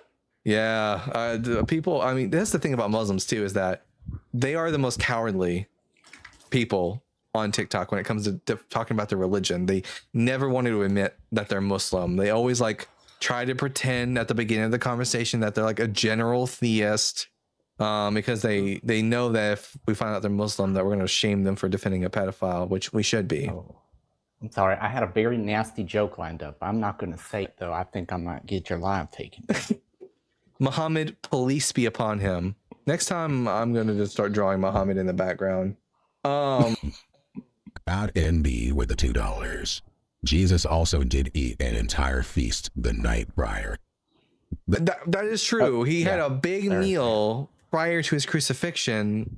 So he had like and he didn't get a chance. They probably didn't give him a bathroom break during his trial, so maybe he did holy shit himself on the cross. Well, the one in the morning or the one in the afternoon?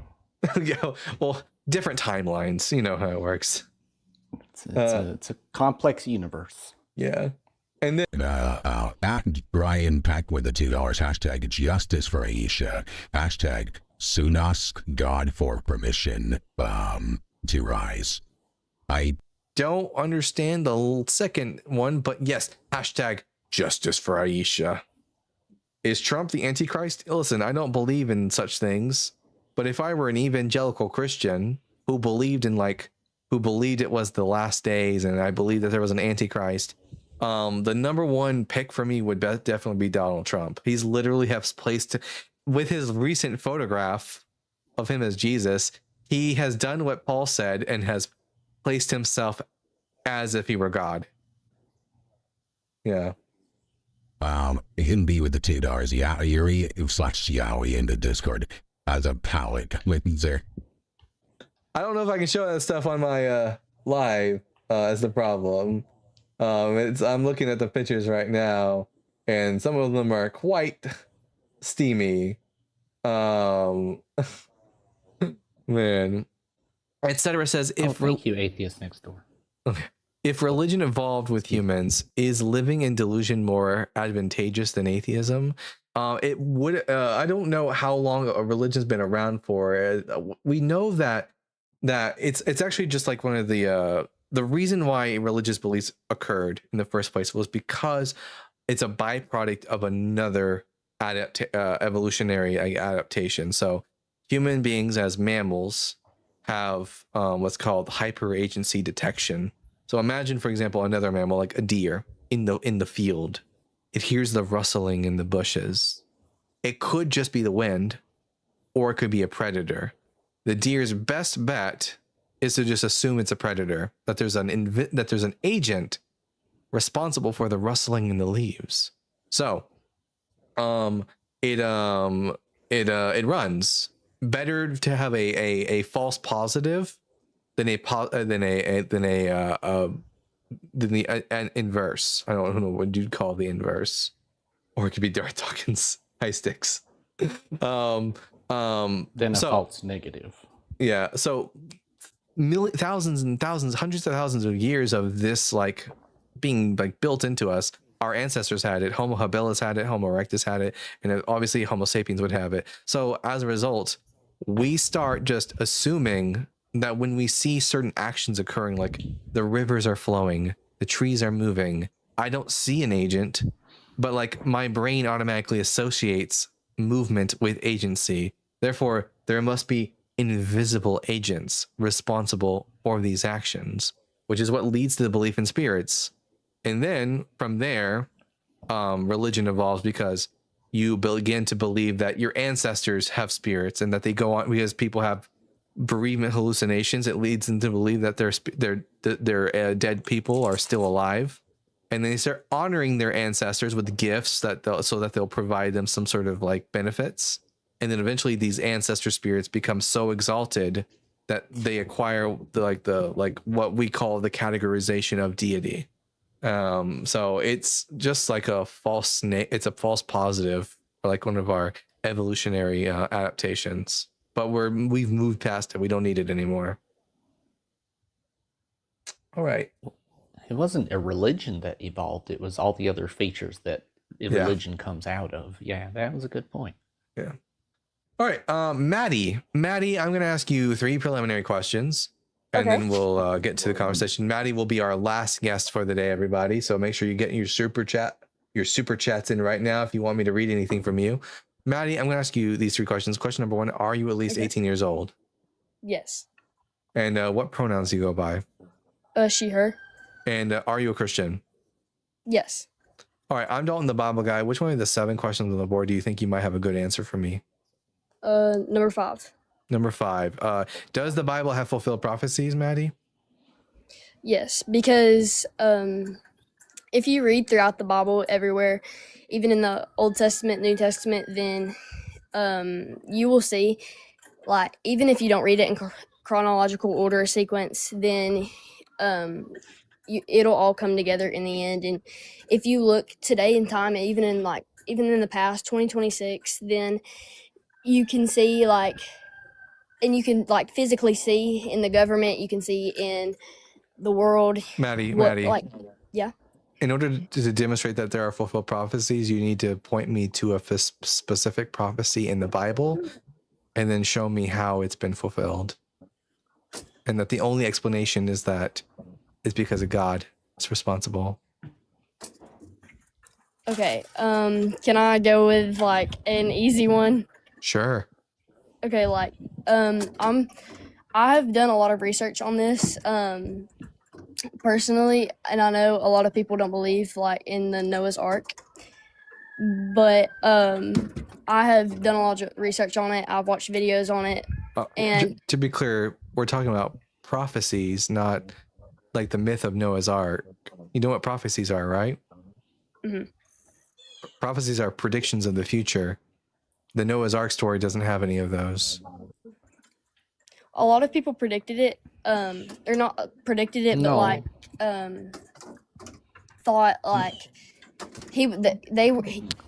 God spoke to people, and they knew. They tried to tell people, and Prove it. No, that never happened, Maddie. Maddie, Okay, go ahead, janitor. I made a bunch of Maddie, I just wanted to know, do you know what like prophecy is to you? Do you have like a definition of what counts as prophecy? Like what are the things that the thing must be to be prophecy? A prophecy is something that like happened or is going to happen, that somebody like is going like has gotten told that's going to happen by some like an almighty like that, or they predict it. And there were Like you said. no prophets going about saying God is going to flood the earth. It was God who just came to Noah and said, I'm going to flood the earth. And then he did it in the story, like within like a very short period of time afterwards. But like that's not really a prophecy. A prophecy would be like later on in the Bible, God saying one day in the future, X, Y, and Z is going to happen. And you would be able to prove. Oh, well, that's Oh, no what? more Maddie. It's too bad. Yeah. Oh well. I was gonna ask what she was gonna do when she graduated high school, just to sort of double check that age. Yeah, Maddie, if you are listening and you did lie to us, just know that your religion says that you will end up in hell for lying to me. So don't do that shit if you were lying. Some people just sound young. All I can do is ask, and you know, if they're lying, then they will be on them. I can't believe they're still making Ron Wyatt claims. I know. I wish Ron Wyatt's arguments and discoveries would have died off with him. Sadly, But you they guys, outlived the him. chariot wheels. The chariot wheels. Oh man. Anytime someone asks you, brings up the chariot wheels, guys, ask them if they know the location of the chariot wheels. They'll never know. Yeah, can you just point it out to me? Can you send me a paper that talks about where they found those? Give them longitude and latitude lines, people. I heard a rooster in her background, happy and satisfied. All right, well, that was our last guest for the day, so I'm going to read this last super chat, and then I'll just find someone to send you guys off to. Let's see. Here we go. At Brian Peck with the $5. In the Hadith, a verified Sahih Hadith, the sun sets in a muddy spring and runs to beneath God to ask permission to rise from the eastern spring. Okay. That's what you were referencing. I've heard of this before, yeah. And we know for a fact that the sun does not rest in a muddy spring. So, you know, wait, what? Huge L for Islam. Unless you've got some information from me, janitor. Hold on, I'll have to check. You know, there are a lot of planets I have to take care of. I don't remember how all of them work. I'll go check on yours. I'll let you know. Dalton, your thoughts on the trial crucifixion story contradictions? I think they demonstrate to us that that the crucifixion narratives are not like they're not really what's my word for historical. That these are later myths about Jesus's crucifixion, which is why anyone tries to use like, oh look, this thing happened in Psalm 22 and it happened to Jesus. Well, I don't really think that happened to Jesus. I think Jesus. I say very little there's very little that I'm willing to say about what actually occurred to the historical Jesus. I take a very careful approach. I think I'm actually more careful than a lot of historians are in that matter. There's even less than I'm willing to say about Jesus based on that. But let's see who I can send you guys off to. How the fuck am I supposed to stand up for? Oh, didn't mean to. Okay, let's take a look. Who's live right now? Godless Engineer is live right now. Yeah, they said they were going to go live. So guys, I'm going to send you off to Godless Engineer.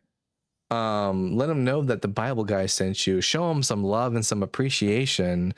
Give him lots of interaction and send super chats to him. And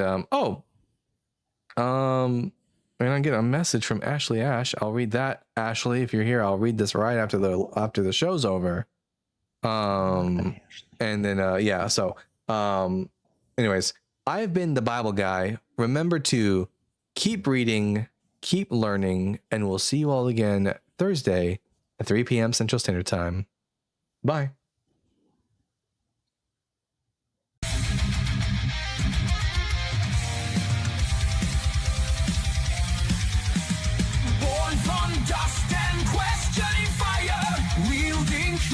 like a sword of desire, ancient scrolls and cosmic flame. He tears through myth, he breaks the chain. Echoes of prophets, the stars align. Knowledge and thunder intertwine. Reason ascends where blind faith fell. He reads the word and he reads it well. The Bible guide, seeker of the light. Through time and fire he rides the night. With reason's blade and wisdom's cry. The world shall hear the Bible guide. Scrolls of ages, words aflame. He dares to question every name. From Eden's dawn to Calvary's sky, he breaks the chains of every lie.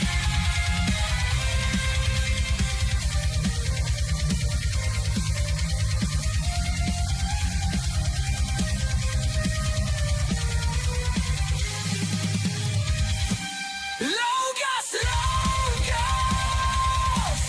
the word and the flame.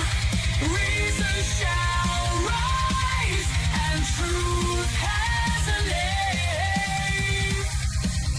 The Bible guide, he shines with reason's holy light. Through myth and faith, through earth and sky, forever our light, the Bible guide.